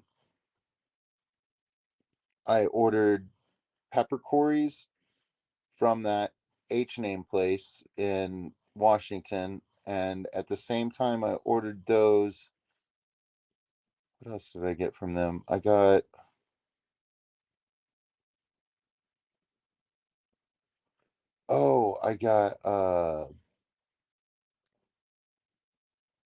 the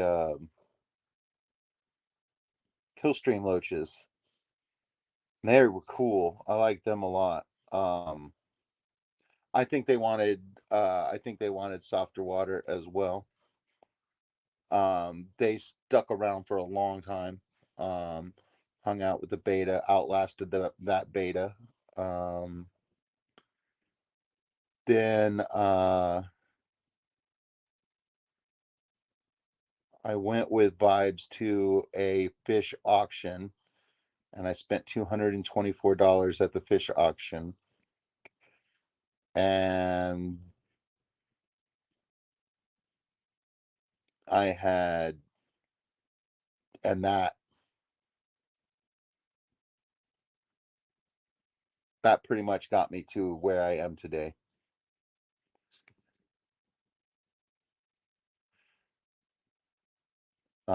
Yeah, so I never had a chance to buy from Dan's because I did a fish rescue and rescued a bunch of tanks.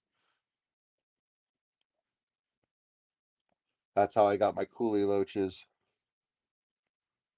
That's how I got quite a few plants that I hadn't had before. Uh, oh, there was some awesome red lotus in there, but I'm pretty sure that she had been taking care of them by putting lots of potassium in the water because there was a bunch of potassium I got from her. Anyway, they didn't like the way I treated they didn't like the way I treated them and they died.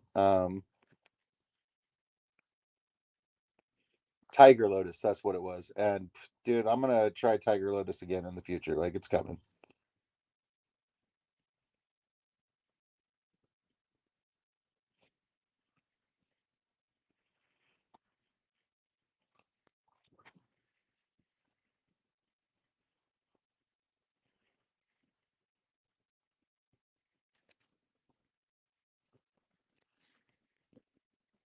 Yeah, I mean, like exactly, like that's true. You know what I mean? Like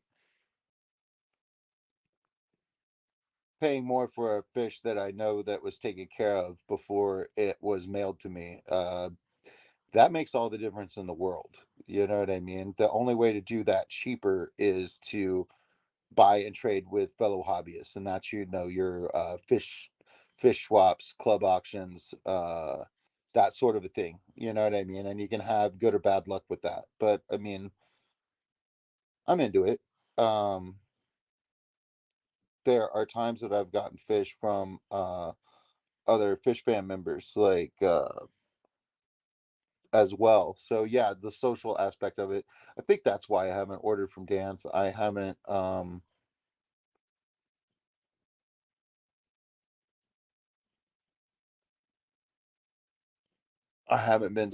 haven't been setting up a tank and been like, okay, now I need this fish. I've always gotten the fish and then quarantined them and then like made the tank afterwards. So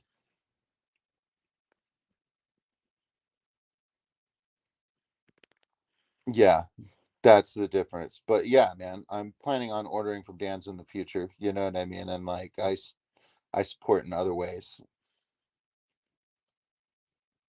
But no, I mean I love what he's doing. So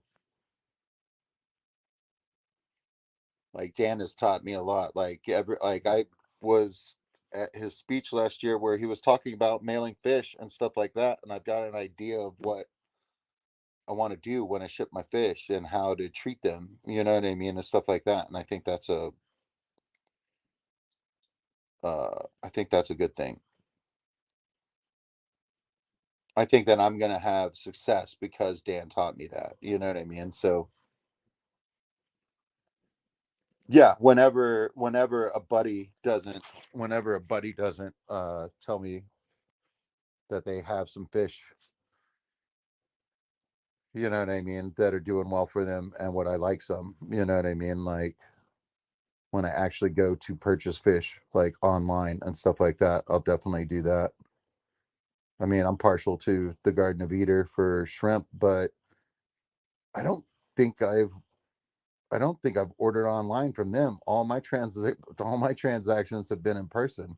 Like they're going to be at both events that I'm going to this year. You know what I mean? Like one of those I'm flying, so probably won't be picking up much at the Keystone Clash. But when they're in Dallas and like I'm driving home from from the event, you know what I mean? Like Vibes got a TV last year, so we were loaded for freaking bear when we were coming back. Like when we were coming back from Dallas, man, we were like, fucking, we've got a flat screen TV and like all sorts of buckets and fish and plants. I got a mosaic plant from Grant and I put it in my pond and it just immediately died. Like my pond isn't in direct sunlight, so you know what I mean. Like had I done a little bit more research on that, you know what I mean. I could have saved some money and still learned the lesson. You know what I mean? But actually, I think Grant gave me that plant for helping out. So technically, I didn't even waste any money on that one. But I mean, like I could have given it a better shot.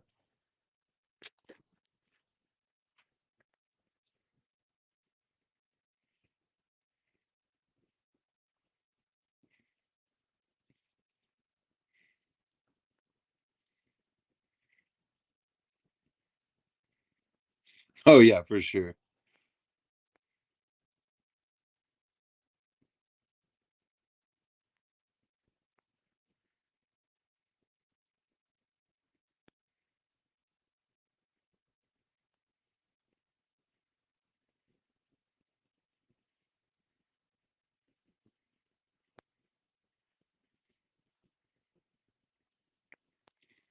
See, Mike, and that is what separates the fish people in the fish community. You know what I mean? Like when they're talking about something that they're passionate about and they're into, it shows.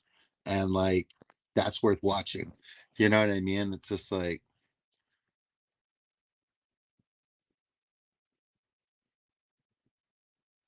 that's the difference. You know what I mean? And then beyond that, it's are they doing something that I'm interested in? You know what I mean? As well. Got too much glare on that tank when I turn that light on. But that light is really making them flash really well when they're up near the front of the glass. Tricks of the trade. Grant and Shelby are TGOE, the Garden of Eater. They're pretty awesome.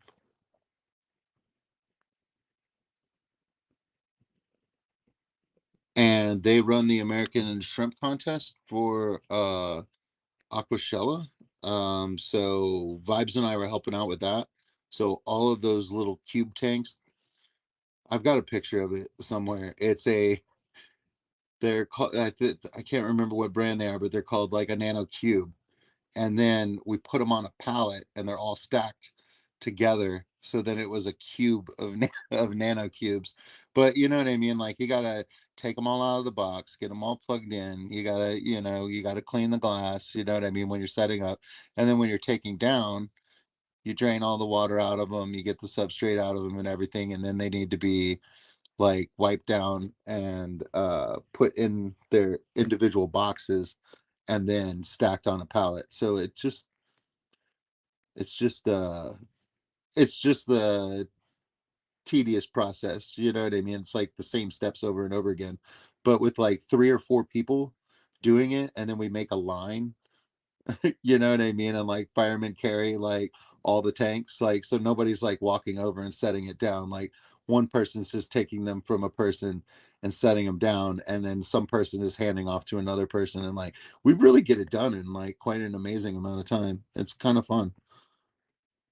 But Vibes has been showing up and helping them out, and like I don't know, it took me like 3 years to figure out how to be helpful. I was helpful for the first time last year. The rest of the time I've just been running around just being a mess.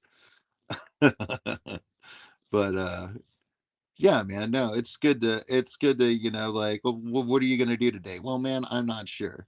You know what I mean? It's just like, hey man, my luggage got stuck at the airport. I don't have a car. Is there any way that you could take me to the airport so I can get my bag? It's like, sure thing, buddy. You know what I mean? Like, go do that. You know what I mean? Like, get some grubbage for the freaking hotel room. Vibes like had it like snacked out, man. He did. He like we went to a Walmart. It was pretty cool. Vibes is a gentleman, man. Like that dude is about service, and I think that that's really cool. I'm about service as well, and stewardship. You know what I mean? I think that those are important things, and I think that those are uh, useful adventures to go on. Um, I mean, I'm in the healthcare field. I'm not in the healthcare field to uh, make a ton of money or anything like that. Like honestly, like the reason why I chose that career path is because I uh,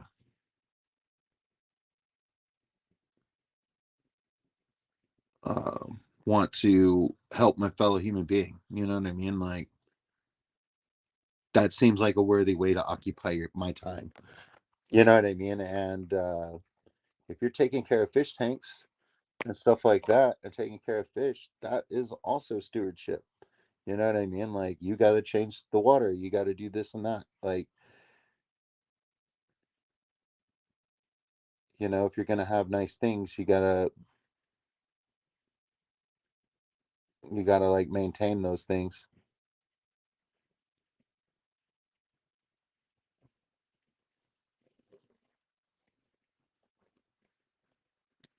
Exactly, Craig. Like the reward is like right there.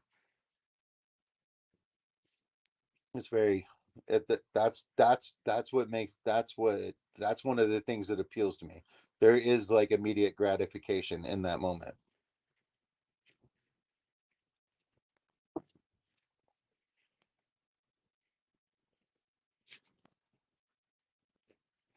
Got my water change done with an airline.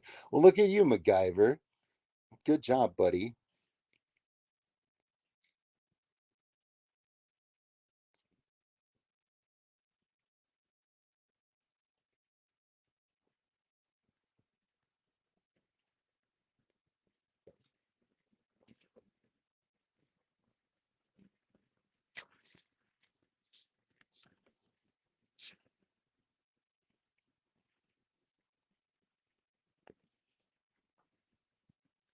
Right? Yeah, Craig. You know what I mean? And at that point, it's just like, hey, you know what I mean? Like,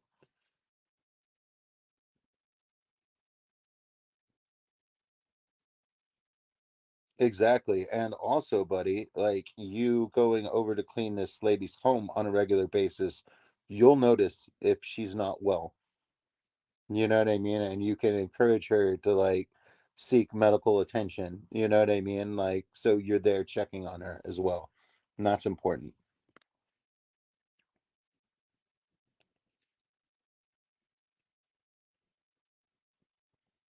Right, exactly. Like paid like doesn't matter. You know what I mean? Like, sure, pay me, but if you can't, that's fine too. Like, that's not what it's about.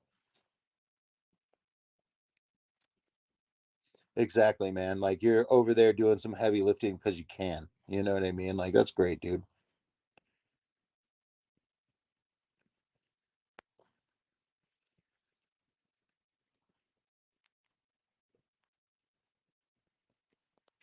Yeah, exactly, Mr. Myers. And you want to know what? I think there's a reason why there's a lot of older teachers and stuff like that. I think that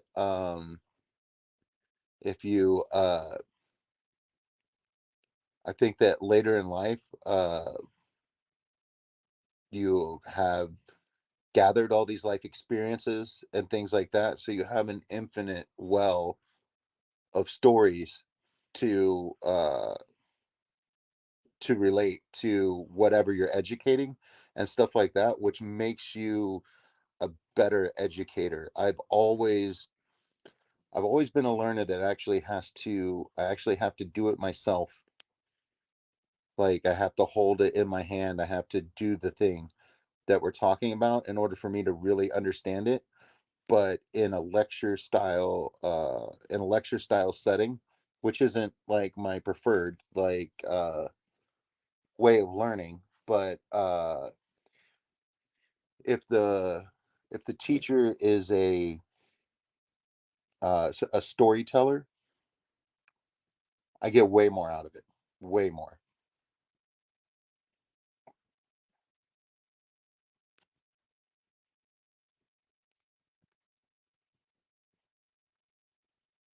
Yeah, yeah, Craig. Same for the lady next door to me, man. Had a conversation with her husband before he passed, and I was like, "Yeah, man, I got this."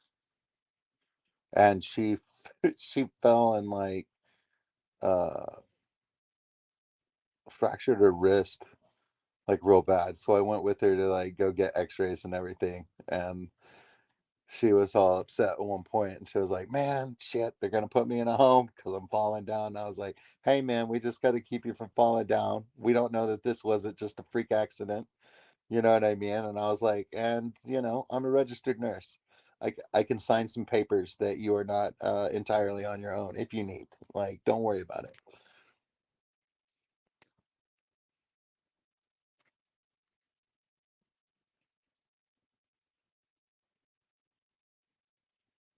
Oh no, hey, Mr. Myers, like, don't apologize at all.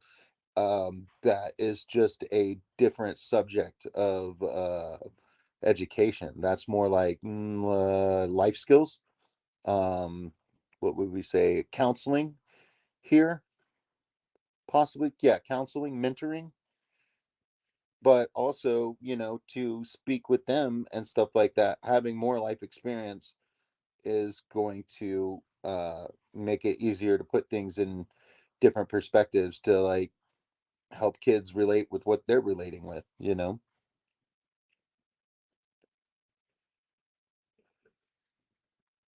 Hey, Mike,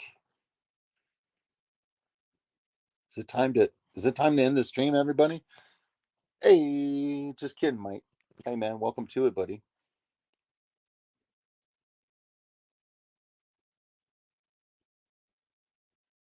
Hey, Mike, I'm not sure what platform it's on, but it might be Facebook. I'm not sure, but your lady has been slaying it. She's been winning some awards and stuff. Yeah, man, I've been keeping up. Tell her what's up.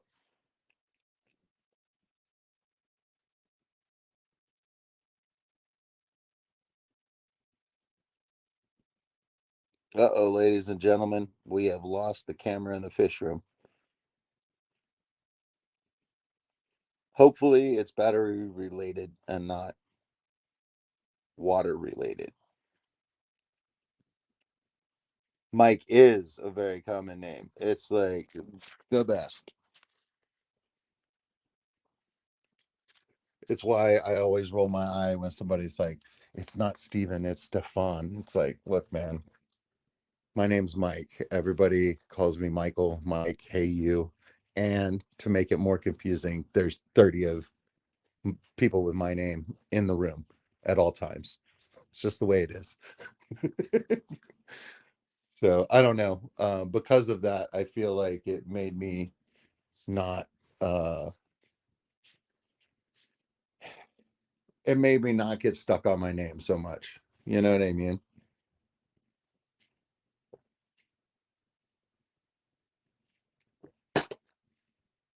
Stupid dead phone.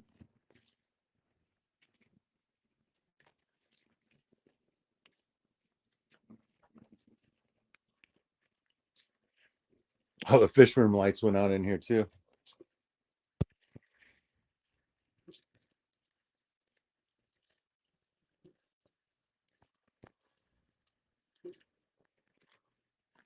All right, all right.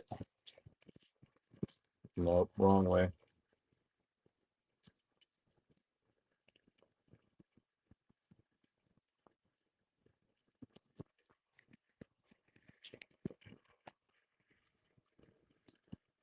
Yeah.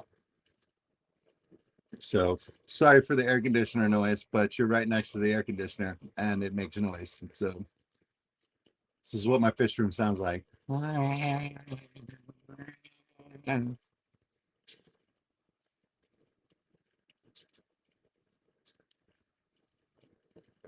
That is a doornail.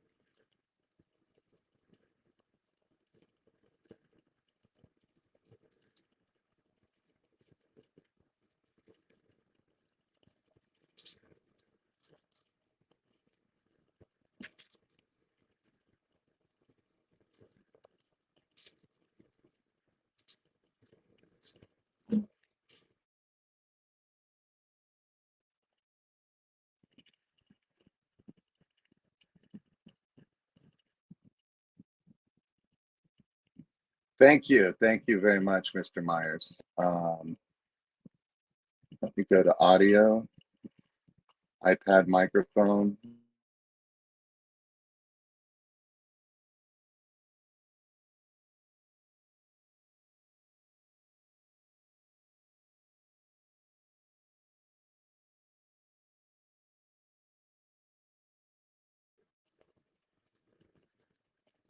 Okay.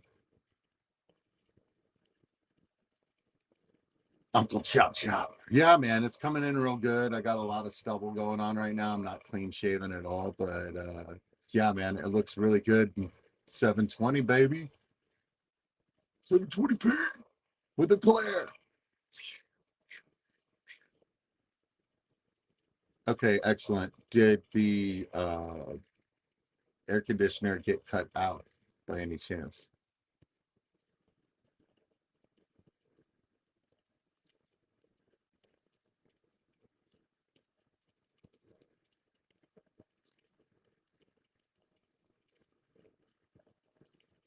Let's see if I can get this sorted.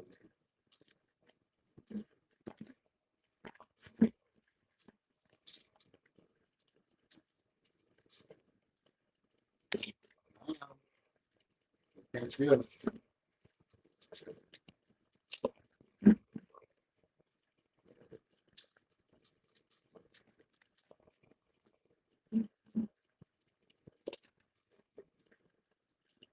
Set up somewhere closer.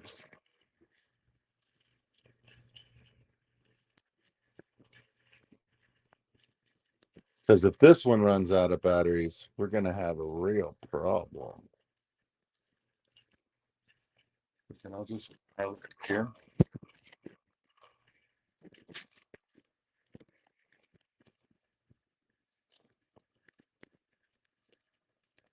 No.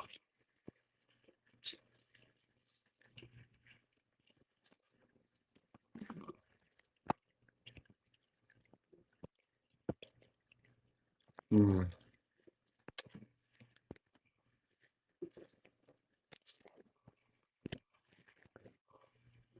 There you go.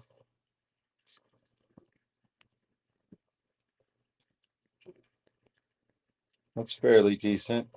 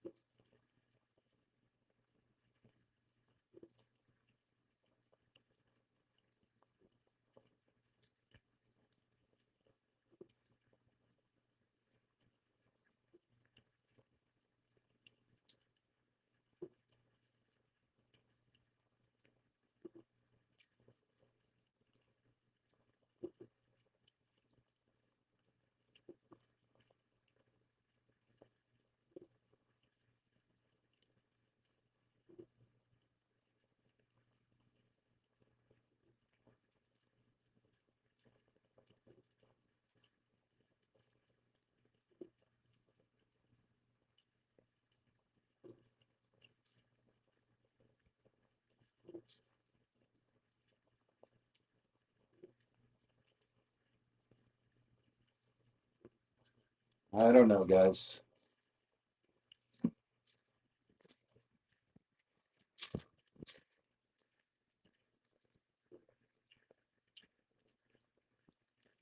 Tanks side by side do save so much room. Like those are all 20s. Right. Those are all 20s. Those are 20 longs. Second shelf 20 longs, 20 talls, and then those five along the top are 10 gallons. And then that's a that's a 40 gallon over 420 longs.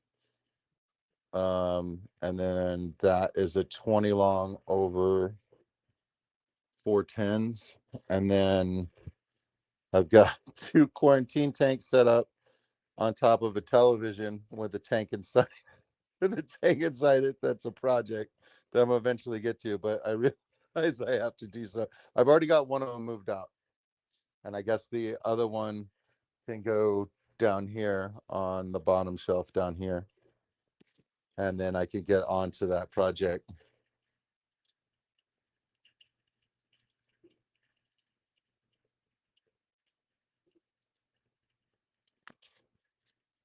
That is true. Crazy for seahorses, except that my fish listen to a lot of electronic music and a lot of metal.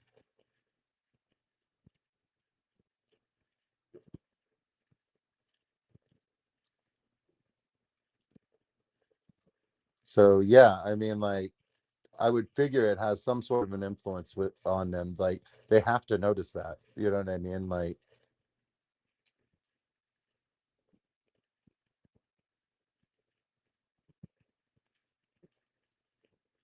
mm,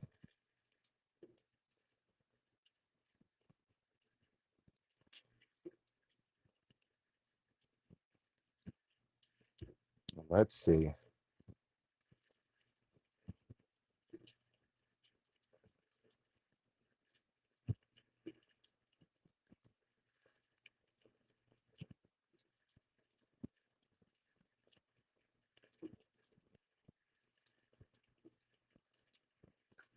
Distracted.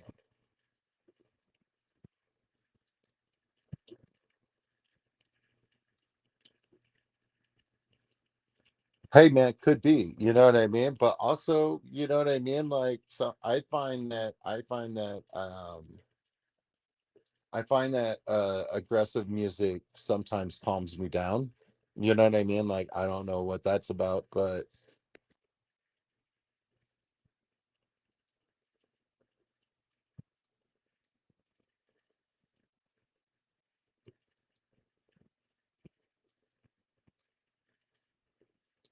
let me show you what I'm distracted by.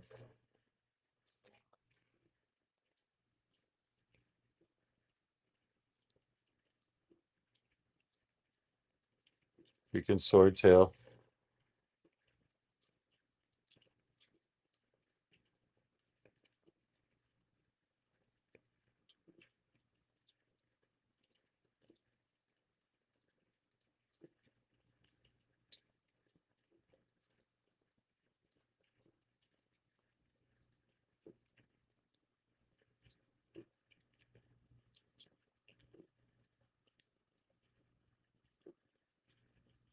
So yeah, what were we talking about?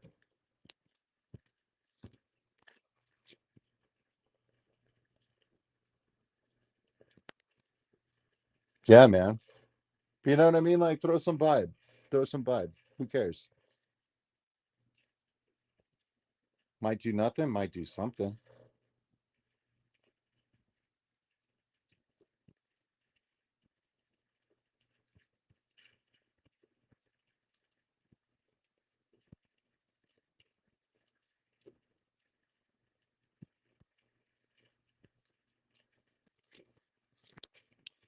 Spoken like a true Californian.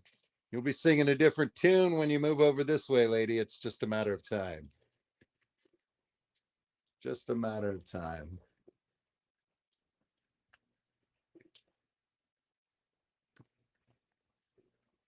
Actually, that's kind of smart.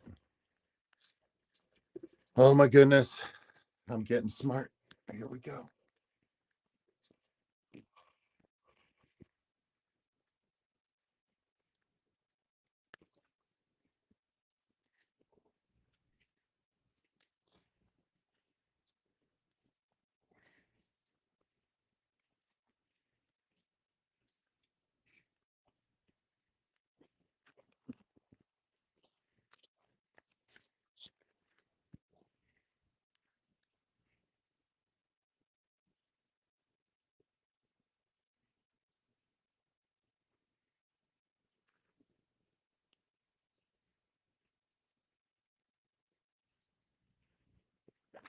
All right.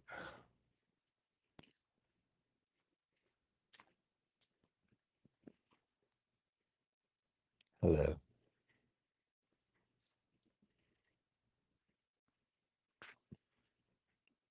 Okay, that works. You can still see the chat.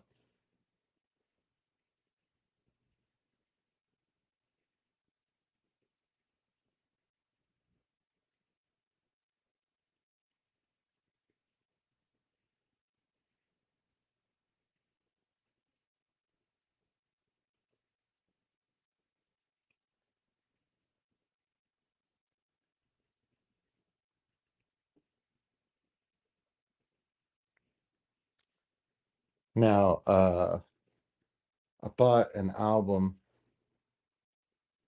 Oh, the name of the album is The Man from Waco, and it's by Charlie Crockett. And I like the cut of that guy's jib. I'm just gonna say that. I think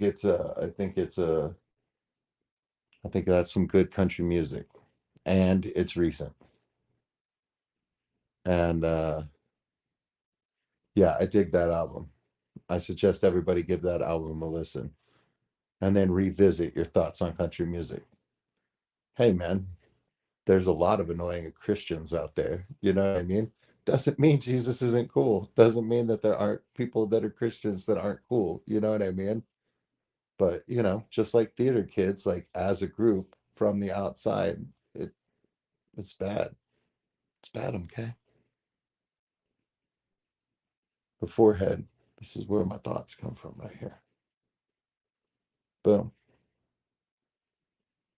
400 75 gallon and Mike's forehead.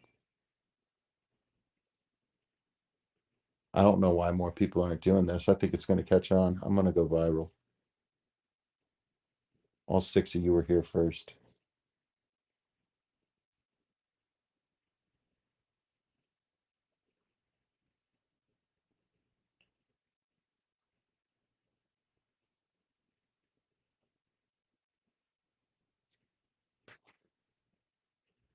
Yeah, exactly. Only Oscars. Like, yeah, you'll find somebody and you'll be like, oh, well, I guess that is country. I guess I do kind of like country.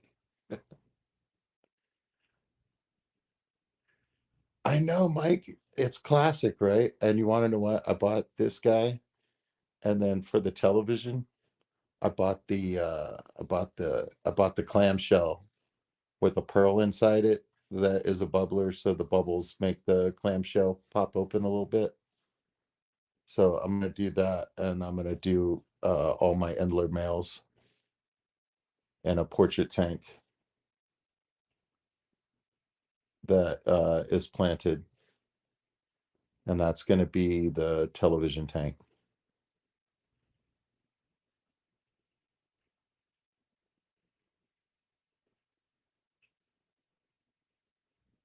And I'm gonna use the tall spiral valve to look like open curtains, kind of, and like have it on either side, and then I guess hang my logo in the center of it.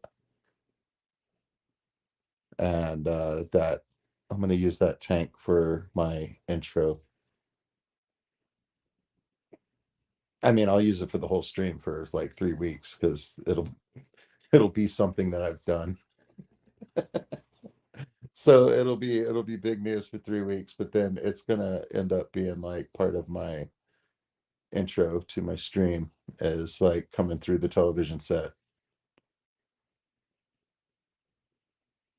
Coming to the television set is a fish tank, through the fish tank into my fish room, I guess. You know what I mean? Like, I don't know how I'm gonna do that, but it's gonna be fun.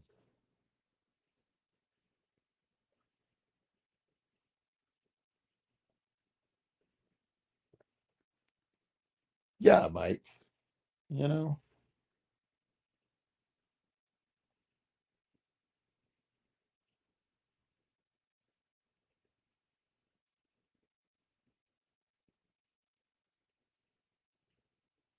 But yeah, I mean, like, I'm fairly new to the fish keeping game, you know what I mean? So I haven't had a bubbling diver man in my tank, so I want one.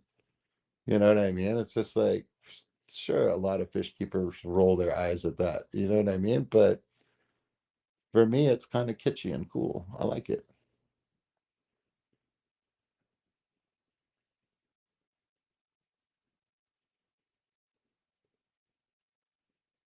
Might get a couple close-up shots of it and stuff like that. Send it to Jason, see if he can use it. There's something else I wanted to send Jason as well. Depths Unknown. Uh, he's got a great stream on Sunday mornings that I've loved for, well, years now. I mean, like, he's been doing it for a hot minute. It's definitely been over a year. Um, on Sunday mornings here in America, so whatever that means to you, wherever you are in the world. And he cleans out his fish tanks and stuff like that. And it's the easy stream. And he's got some running water, like a creek uh shot at the beginning of it. And there's a creek that I visit on a regular basis up on the north side of town. And I could get some nice water sounds there and a nice visual slot for that. And I always thought that he would maybe want to use that for something. But also, I'm gonna do something like that, and then basically do a depths unknown. Uh, Basically, gonna copy him. You know what I mean? Like for a stream or two, because it's fun. You know what I mean? Like in like honor of him. You know what I mean? To emulate as a form of flattery. You know what I mean? Like I'm not trying to like I'm not trying I'm not trying to antagonize him in any way.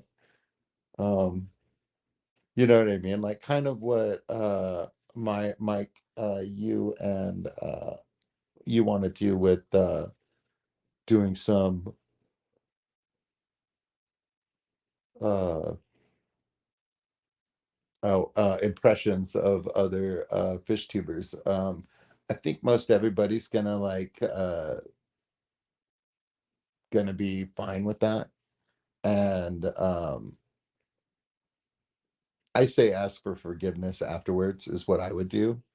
I would just do it, and anybody that's offended, like, you know, no longer do any impressions of them and apologize to them. You know what I mean? Like, if they're gonna get mad that you do an impression over them, you know what I mean? Like, maybe y'all wouldn't have been great friends anyway.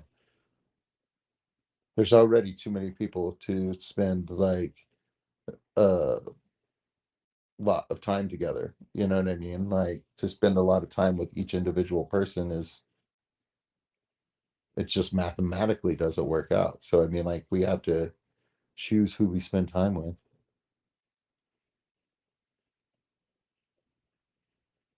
So I would just go ahead and do it, and anybody that gets mad about it, apologize, and you know what I mean? Like, don't do an impression of them anymore.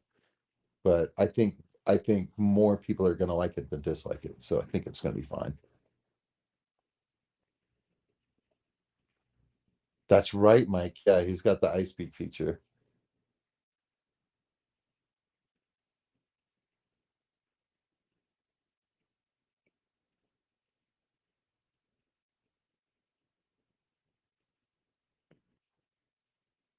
Right, man. Like, yeah, I mean, like the underwater diver with the diver's helmet is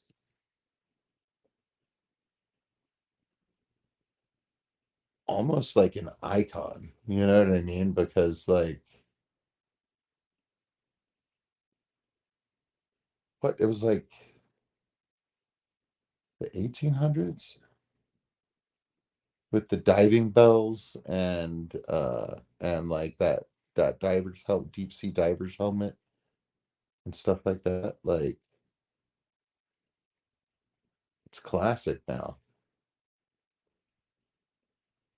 Like that diver with the blue, what he's got a gold helmet on, weight belt, black gloves. It's got gold shoes and a gold helmet. I mean, it's it's like an action figure, you know what I mean, or like superhero or something.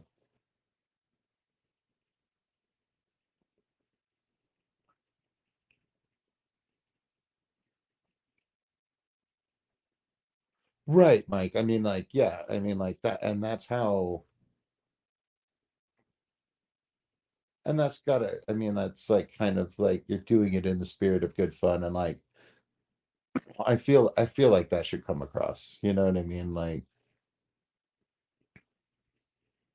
I said, take all the problems that come with that, like one by one as they come. You know what I mean? But like, I don't think that you should doubt yourself for a second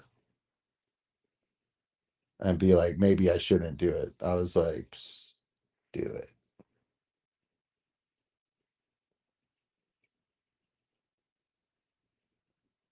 See, Mike B says he wouldn't get upset, and it would be kind of fun to do him because he's been doing a lot of breakfast. He'll be making breakfast. Those are the ones that I catch anyway because I'm awake at the time.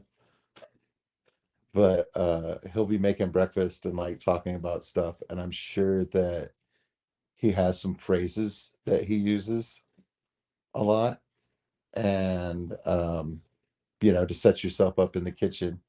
You know what I mean? With the camera, like in the kitchen, and like you're doing stuff on the stovetop. I was like, that's easy. And that's like 90% of that right there. You know what I mean? Like, I think it'd be fun.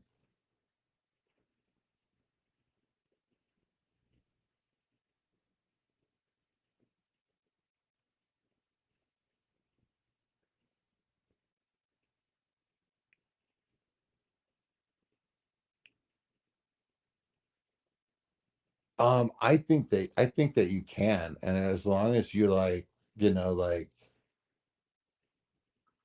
not like being insulting, like Corey would be like, it would get sent to Corey by like some, because everybody knows the co-op, right? So it'll get to him like eventually, and he'll definitely like check it out and be like, okay, that's kind of cool. You know what I mean? Or hey, not my style, but like, whatever. But like, yeah, I I think that I think you should. I think that anybody who puts their face on YouTube and does live streams and stuff like that uh is fair game. You know what I mean? Like, so you know what I mean? Like, I think that that's cool.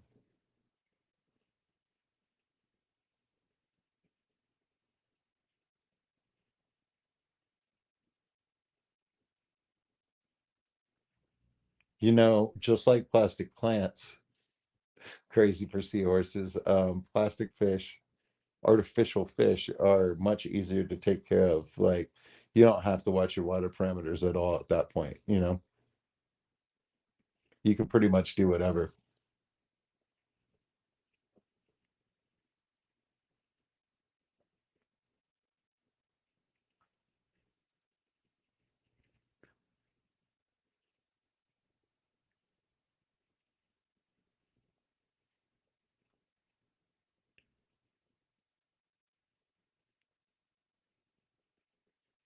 Yeah, I've been doing a lot of like, I don't know, soul searching or whatever you want to call it, self improvement. I don't know, thinking about things.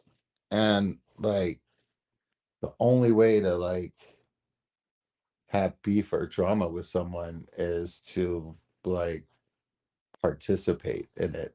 You know what I mean? Like if somebody gets offended and you just send them a message off channel and just say, yo, man, I'm really sorry about that. Sorry that you were offended by that. I won't do it anymore. You know what I mean? Like the other person can still like talk for like 6 weeks about it, but like if in your mind you don't have a problem with them, you never had a problem with them. Like from, you know what I mean? Like in your sphere, you're not beefing with anyone. There is no drama. So like I'm trying to figure out how to be in the world and not of the world. You know what I mean? Like I'm trying to get the peaceful mind that I get in my fish room and when I sit by myself and like still have that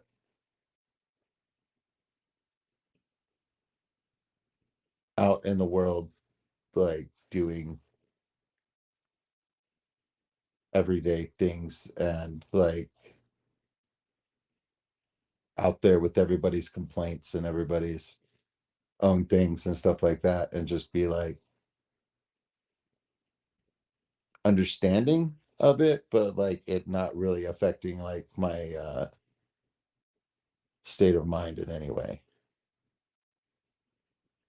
And I'm not there yet.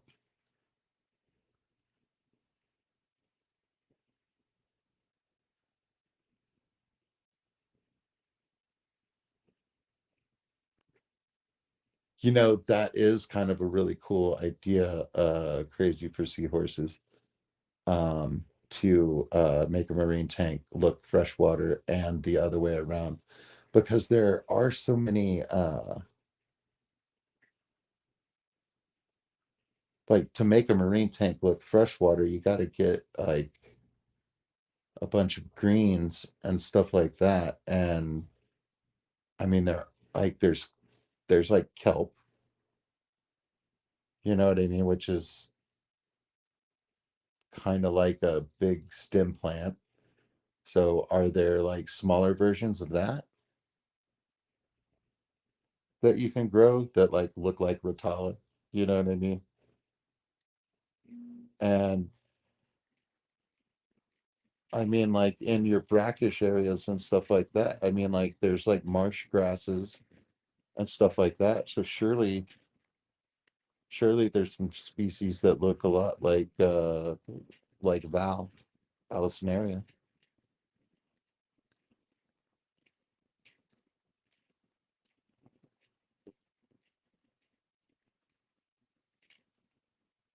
Right, there's fake corals and stuff like that, but what if you got like a fake coral or something like that and you got some sort of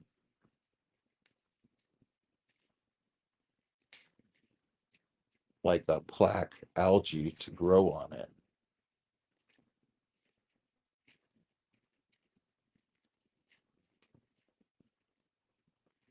But from my understanding, like you don't get to pick where your black algae grows. It just starts somewhere, and then it's hard to get rid of. So you know what I mean? Like it may just prefer glass. Like you might not be able, you might not be able to get black algae to grow in a certain location.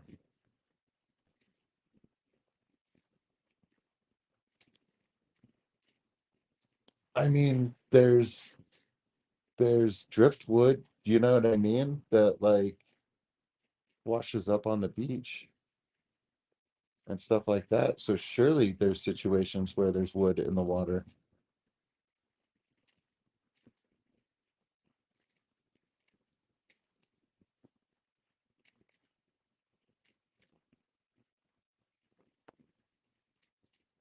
Okay, so the same sort of thing that happens with driftwood in a freshwater tank.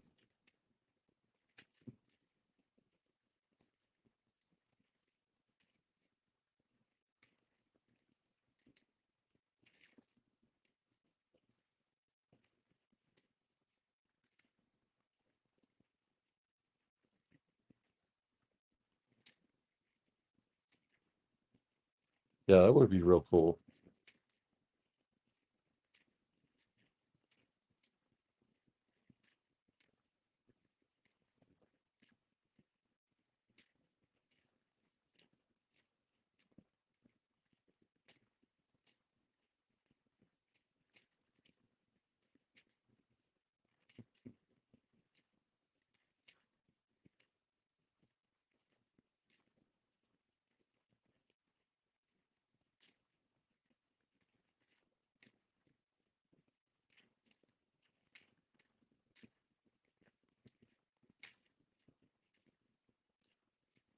Yeah, these fish just look like they're floating in air.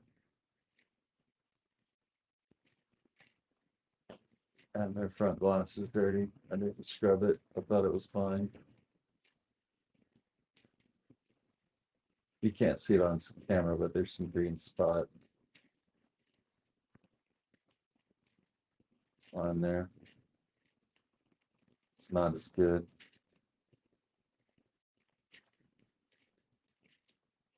You guys ready for a new friend?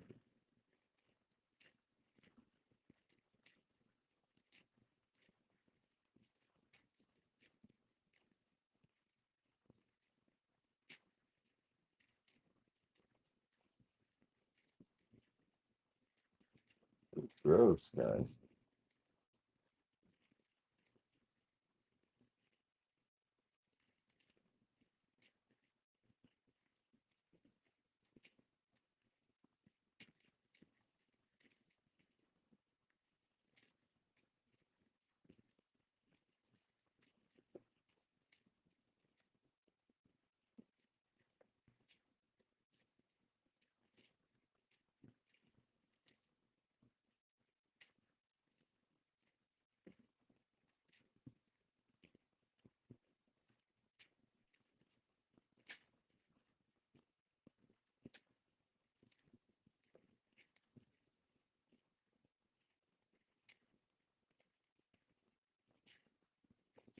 Yeah, that's what I'm saying. Like,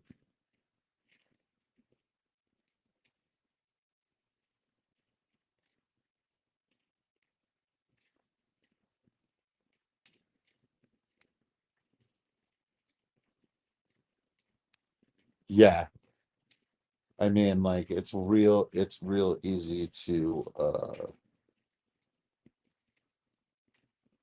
want to chase that like super polished water look. Um, I know that the fish don't care that much, but but tank wise, it looks spectacular. And I mean, like, I get it. I just love it when it's in my. I just love it when it's happening. I don't necessarily chase it, but it does work out in my tanks. Not half, definitely not more than half, but like maybe a third of the time. Like my tanks, well, no, clean water wise, I would say that. I would say that it is more than half. Like the day after I do water changes and stuff like that, the tank like bounces in a real nice way.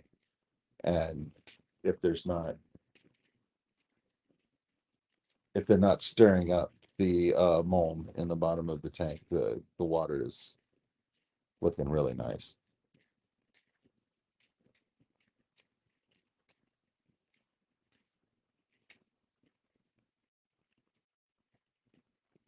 Ozone.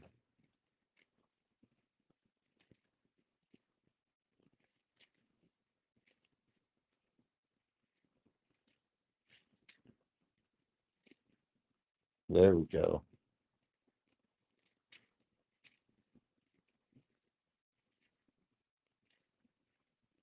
Do you have to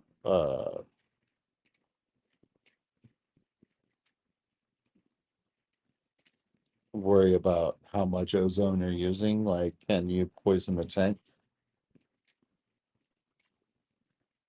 by having it too high, like with CO2? Because we use ozone machines here in Texas. I've seen them used to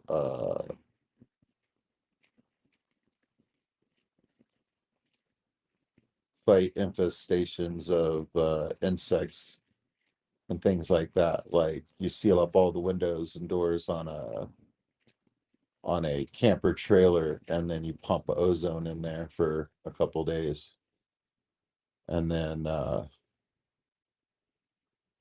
anything that was alive in there is unalived.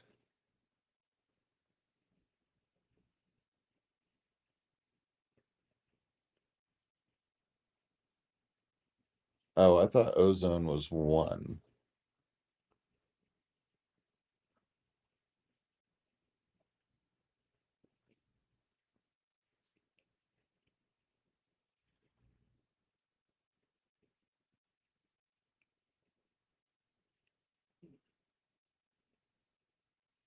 Okay.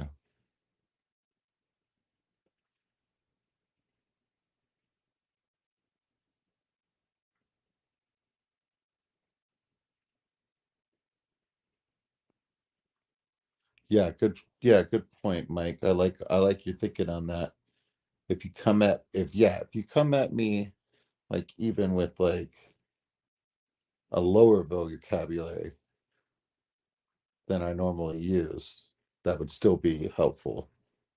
Yeah.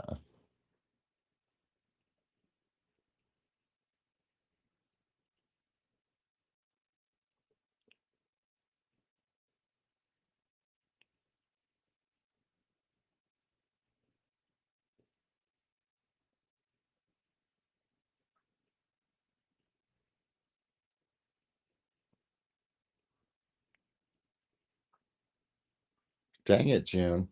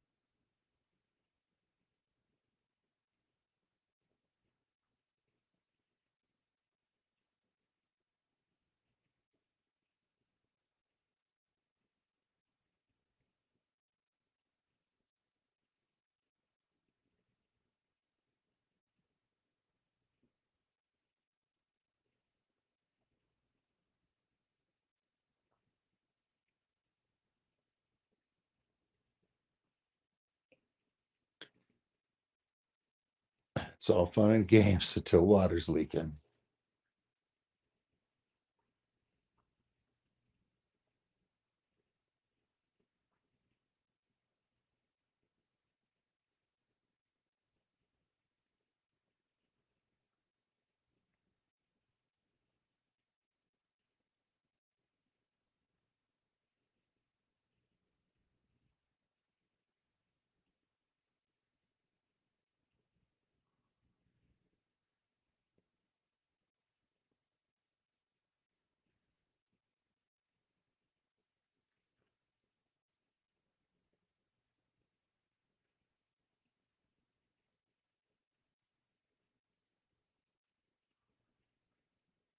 Okay. So this isn't even going on inside the tank. This is going on in a chamber in your filtration.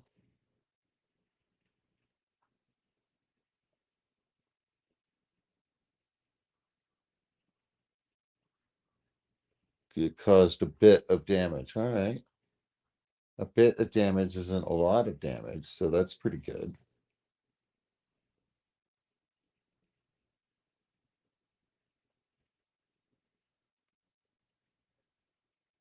Yeah, man, it's always fun to learn. I love this stuff.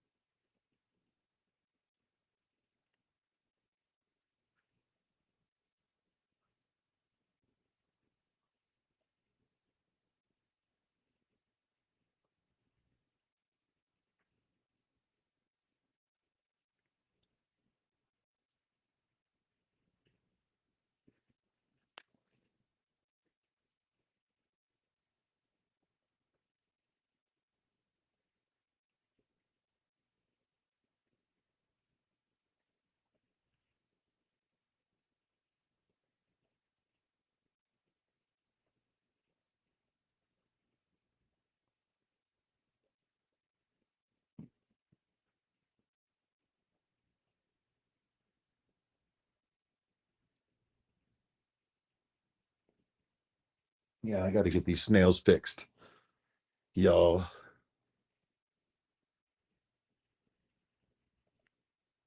Got to do a thorough hunt for ram's horn snails in my mystery snail tank. They harass the newborn babies to no end.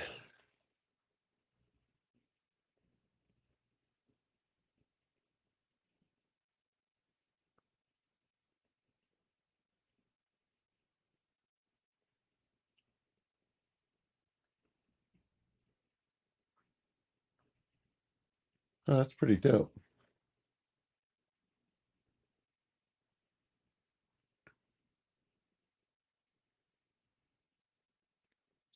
The more you know.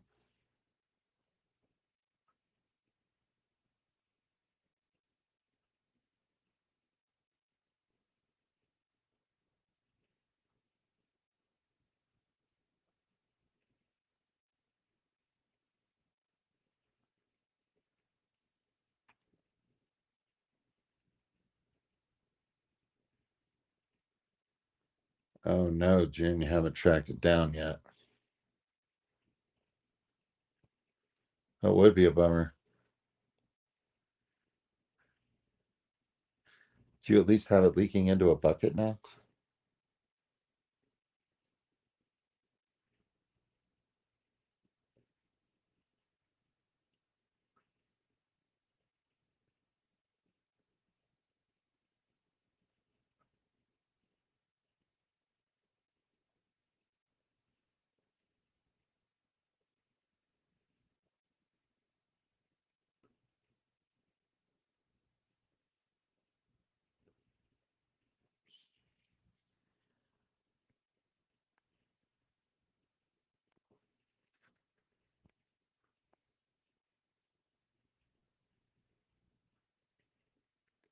Well, that doesn't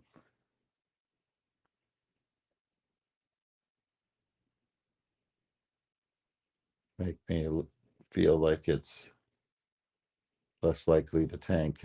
Makes me feel like it's more likely the tank.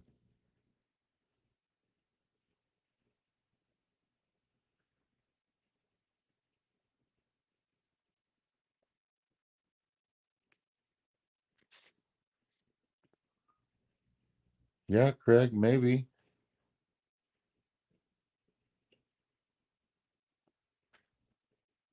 25 is good, right?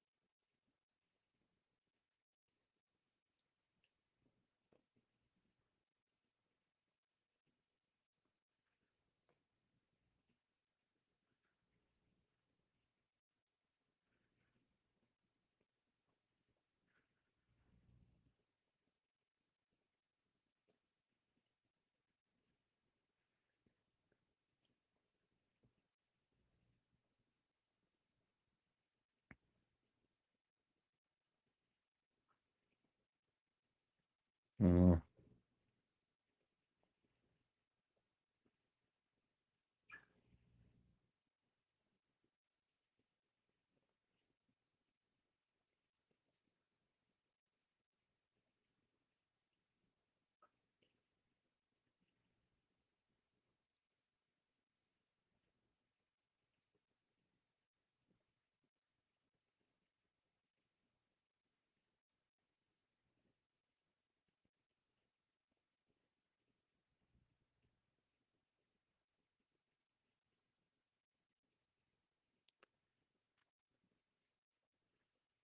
So June is acrylic easier to fix than a uh, silicone and glass situation? Because with silicone and glass, like the only way to do it is to take the whole thing apart and put it back together again. With the acrylic, do you have to take the whole thing apart or can you do patchwork?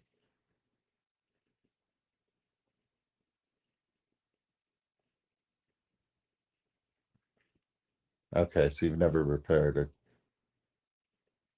acrylic.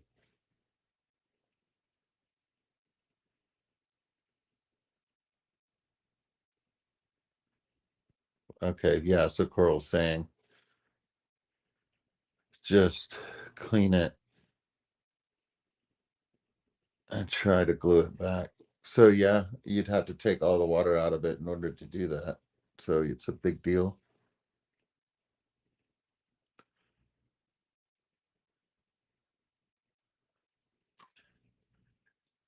So what was that about? Um, oh, Phineas, you want food, bruh? Bruh, bruh. All right.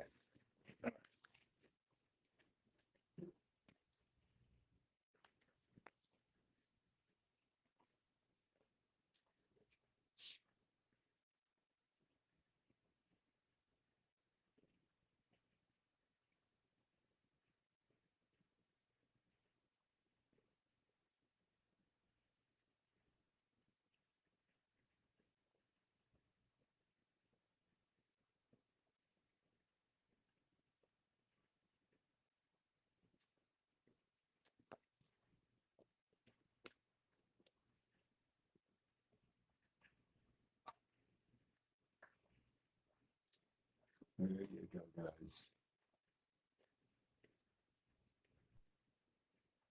They like a little bit of duckweed, ladies and gents. That's what they like.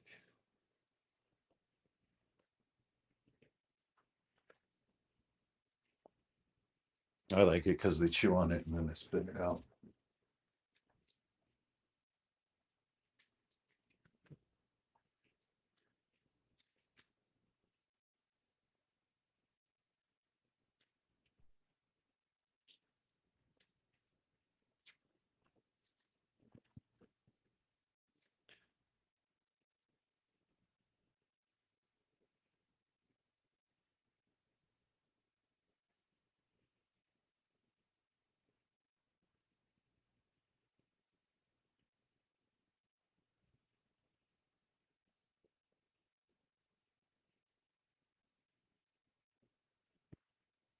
It's a pin in the back to fix it.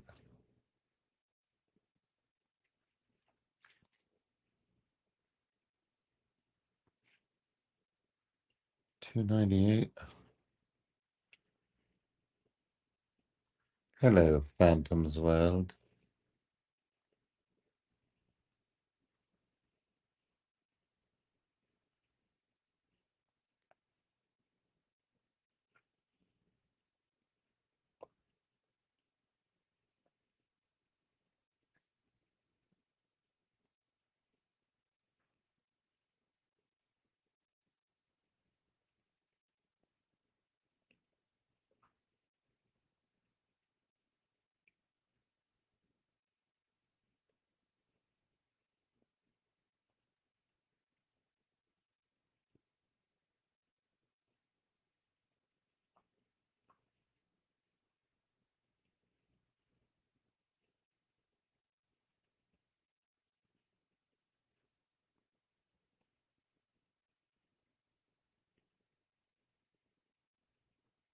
Of course, now there's little short uh,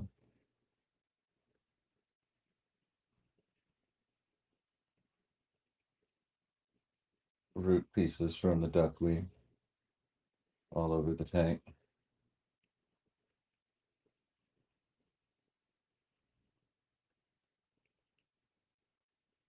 floating in my water column. Yeah, so it still has some junk on the glass. Um, that should take that should get cleared up fairly easily when I do my maintenance. So should be looking good by, I don't know, 4 weeks from now. Because I'll do the front glass, I'll do the side pieces another week, and I'll do the back another week. So it'll be like 4 maintenance. Of course, I didn't clean any glass this time, so it's bothering me that I didn't, I think. So I will clean that glass and go snail hunting, which isn't a bad activity. And I've already got the towels down on the floor, so what are we waiting for?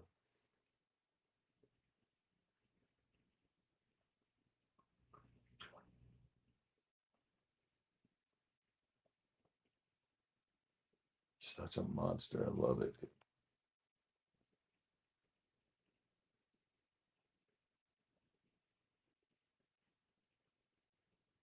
Junior goes up to the surface and grabs some duckweed, and he gulps so much air when he takes it. It sounds like a dog drinking out of a water bowl. It's like,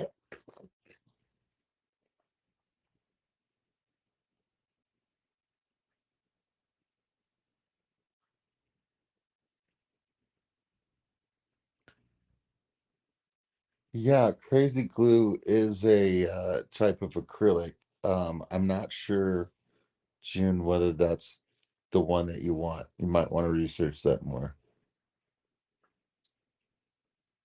But yeah, it might be this. It might be the same stuff.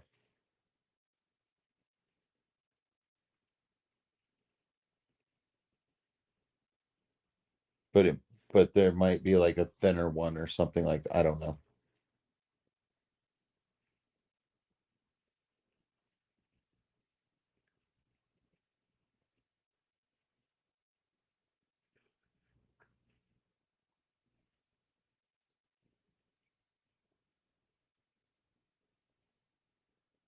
But June, do you really care if the seam is white at the bottom back of your tank? You know what I mean? Like it would never come up. You know what I mean? Like it wouldn't be a problem.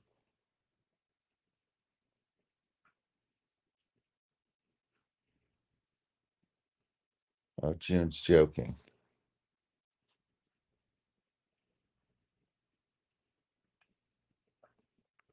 Yeah, exactly. Oh, the Oscars, which it might be the same stuff that's in super glue, but it's like thinner. I don't know. Or maybe the syringe is just the way to apply it so that you're only using a small amount and then it just gets like sucked into the joint.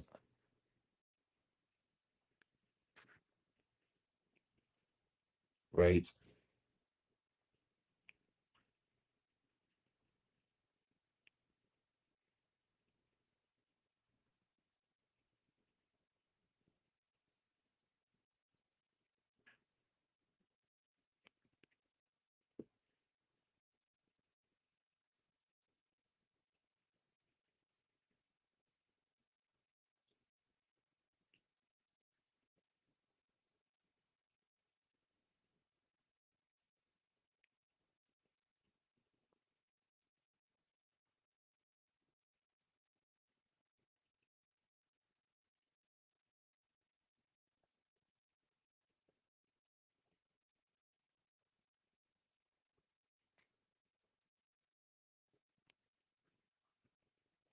It's draining the tank again. Uh,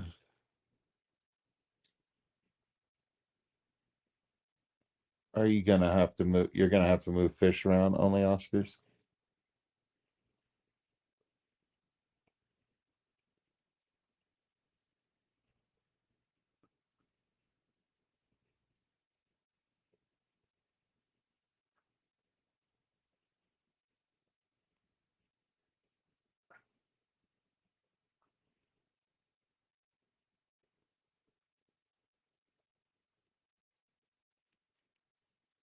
Yeah.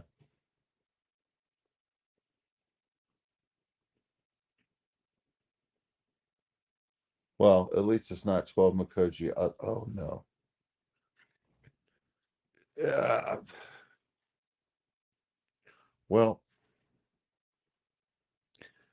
at least you're a crazy lady that has a lot of fish tanks. You know what I mean? Like this would be a much bigger problem for someone with less tanks. You know what I'm saying? So you got this, Catwoman.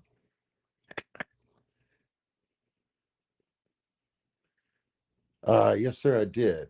This was the first stand that I burned. I don't know that it would count as treated. I lightly toasted it. I have since come to the conclusion that it's better just to char the whole thing and maybe do a rough sand on it afterwards. But yeah, I've been burning things a lot darker. Everything in the fish room, all my wooden stands are burnt. Um, it, I think it ends up taking roughly, it might take longer to varnish everything than it does to burn it. I want to say I had that feeling,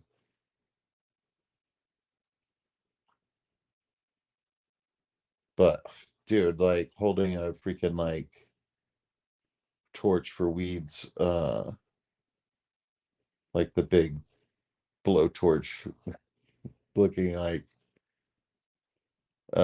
thing that you connect it to a propane tank and stand in your driveway. Like, it's freaking awesome. Uh, it's how I prefer to finish my wood. I've always loved fire, and it looks cool. I'll show you some of the other stuff right now.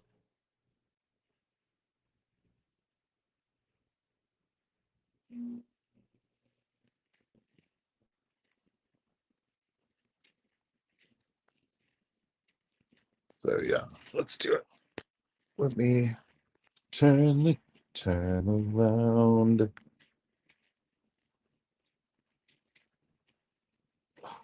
All right, here we go. Dun-dun-dun. Look at that carp body, y'all. Yeah, buddy. Show him. Show him.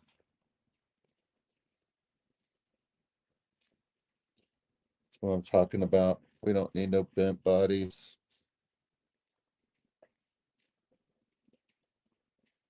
We're built like a bus. Show him, Phineas. Okay, so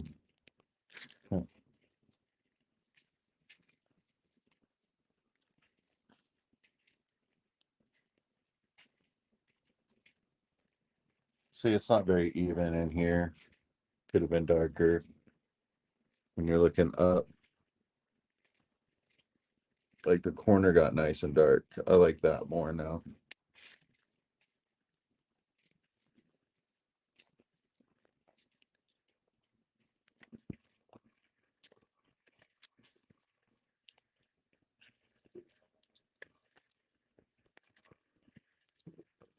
These were built from reclaimed wood. It was a deck.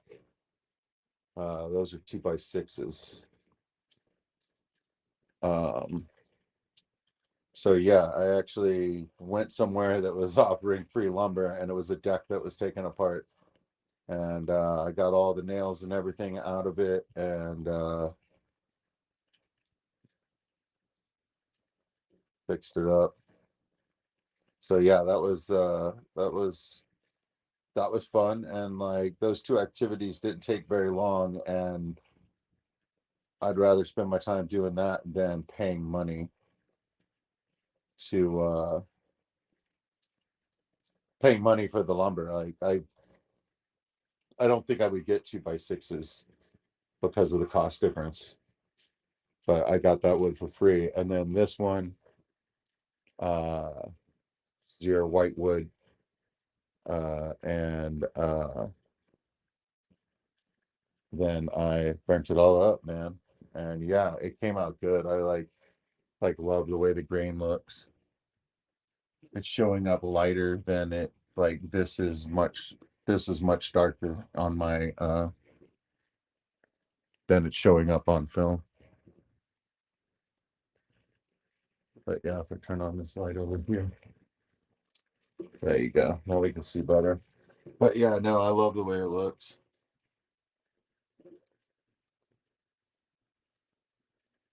Looks real good.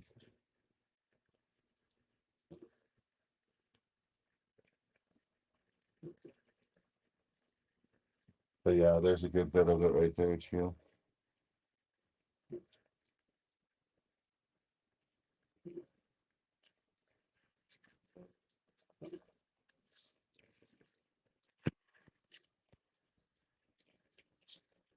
But that's another thing too, June. If I have one leaking in here, I just pull the stuff that I was storing underneath it out and it would roll naturally towards the garage door. So I'd be like, how often am I going to have to refill it? You know what I mean? Like refill it every 4 days. Yeah, man, we might get to that next month. You know what I mean? Like I can let it slide.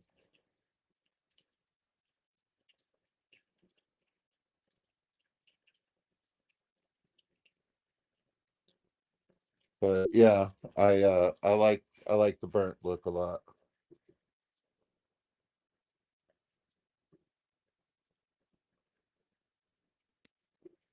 Hey, June, I hope so too, man. Hey, you know what? It would really be great if it was like a gasket or something. You know what I mean? Like if it was a seal, then like yeah, you still got to drain the tank, do the work, and blah blah blah. But I mean, like it's not like fixing a leak because if the seal's going bad, look at this guy. Where is he?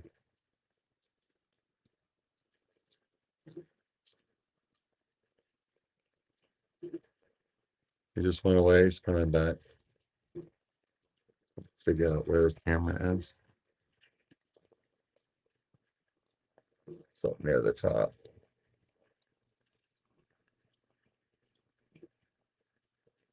Come down a bit, bro. Anyway, you can't see it, but he's got like a purple face and his body's lighter. Looks like he's wearing a mask. He's the Phantom of the Opera. So hard to get a shot with this iPad. Anyway,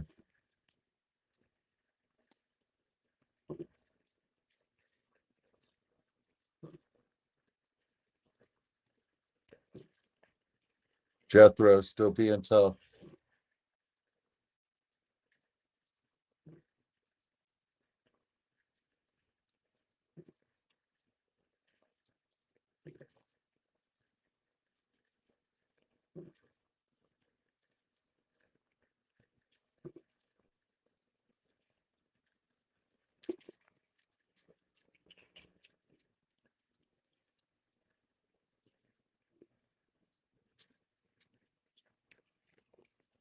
Oh no.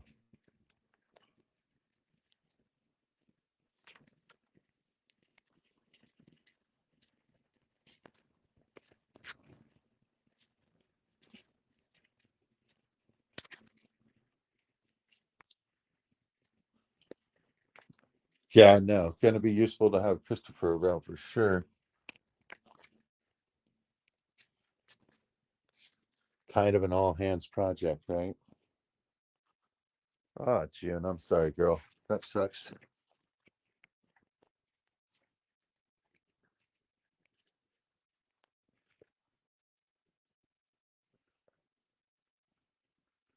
What do you got to do now? It's 5:03 in the morning. I don't have to do anything except maybe catch up on a stream or two and go to bed.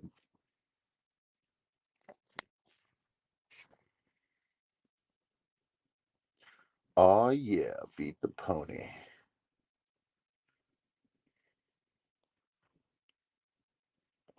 So Crazy for Seahorses, man. You got to do a short with the Pink Pony song that's going around right now. I think you could have I think that could be fun.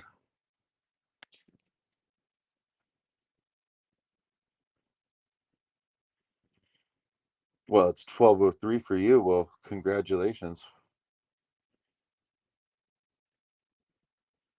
Yeah, it's 5 in the morning for me, but uh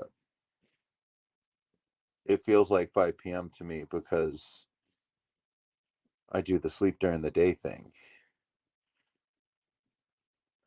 which which is quite a trip because you're more likely to not eat breakfast food when you're on the opposite schedule. And I tell you what, like, wake up, be awake for about an hour, and then go get yourself some Vietnamese food. Uh,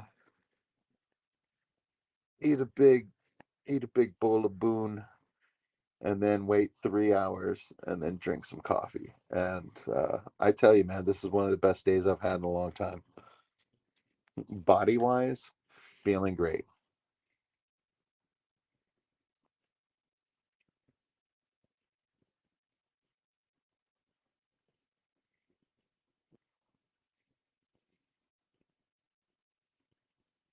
Yeah, Mike, and that's what I'm saying. Like,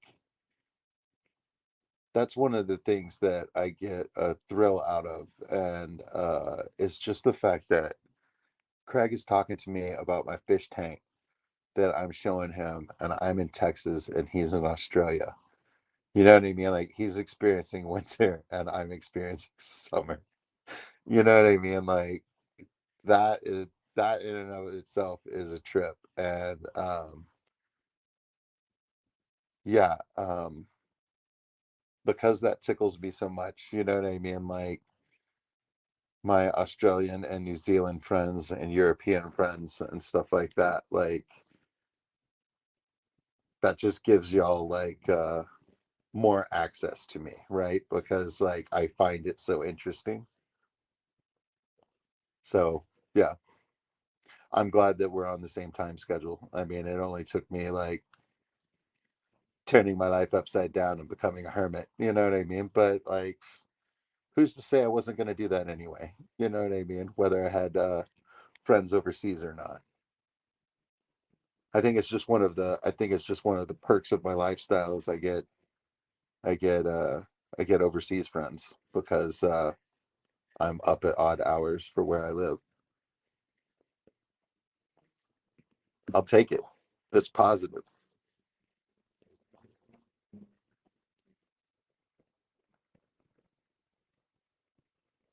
Yeah, exactly. If the world is ending tomorrow, Craig would have told me by now. You know what I mean? Like, I can get prepared. You know what I mean? Like, yeah, it's like having a friend in the future. You know what I mean?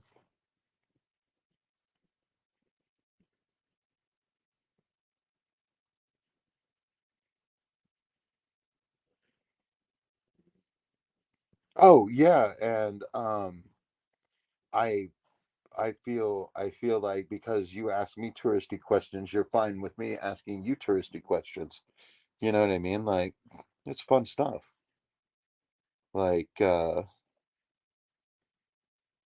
Fishbert was saying, like, getting a what international fish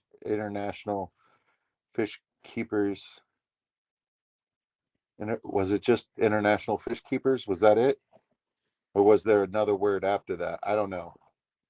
It felt like too many words, but you know what I mean. And like, there's a every 2 years we meet up in a different country.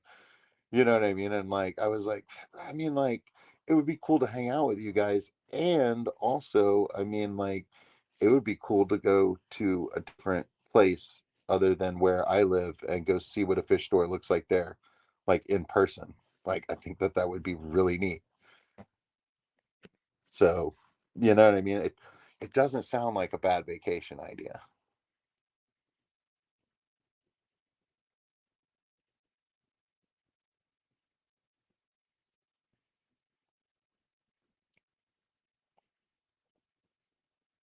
But yeah, no, just the fact that I have this ability and it doesn't cost too much to do, like you still have to have a, but I mean, like it can be done with a phone and an internet connection, and like both of those are like fairly significant bills, you know what I mean? Like that you pay every month, but you use the internet for so much more than that the way it is. My screen went to sleep. I don't even know whether you guys can still hear me.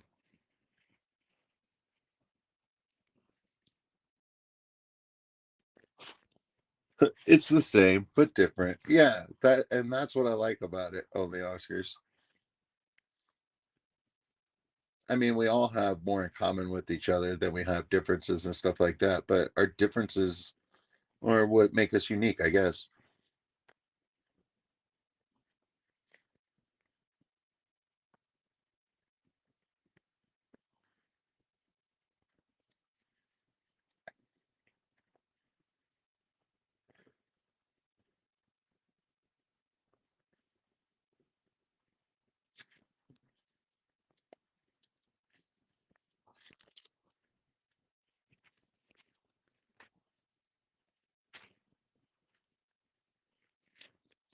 I mean, yeah, Mike, for sure. Like that's kind of the thing. It's just like I don't know, man. Like I'm freaking like I'm 48, Like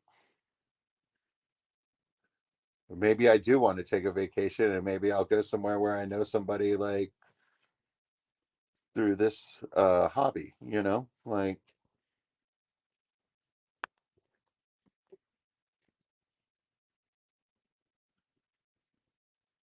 that would be a good way to go and see the world, you know what I mean? Like go meet somebody that you know.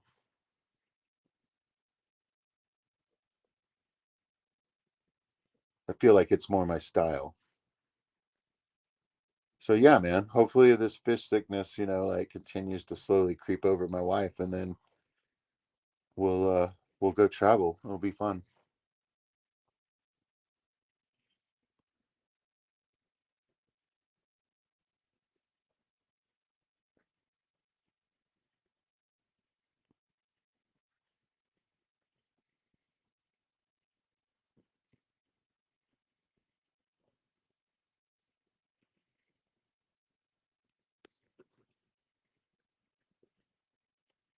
Yeah, Craig, internet bill and cell phone bill. So it's probably like I would say it's probably close to 200 a month. But all of my entertainment and communication uses those two items. So, you know what I mean? Like it's a lot. Like in my day to day, you know what I mean? Like I spend 45 minutes to an hour in the car. So I GPS track like my route on my way across town for work because there could be a car crash on the road that I on Mopac that I use, and it might be easier to go across town and go north on 35 or 183. So like, you know what I mean? Like just so I can be on time to work and stuff like that.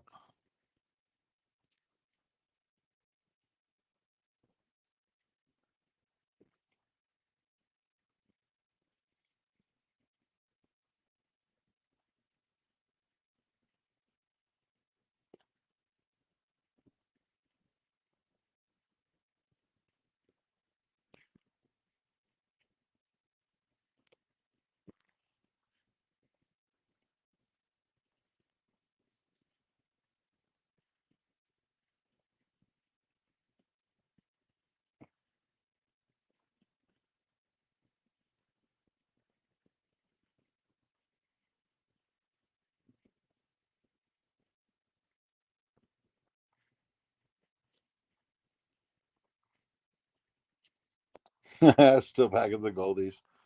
All good, Craig. Well, I hate to leave y'all, but it's time for me to start gearing down for well, I'm gonna go get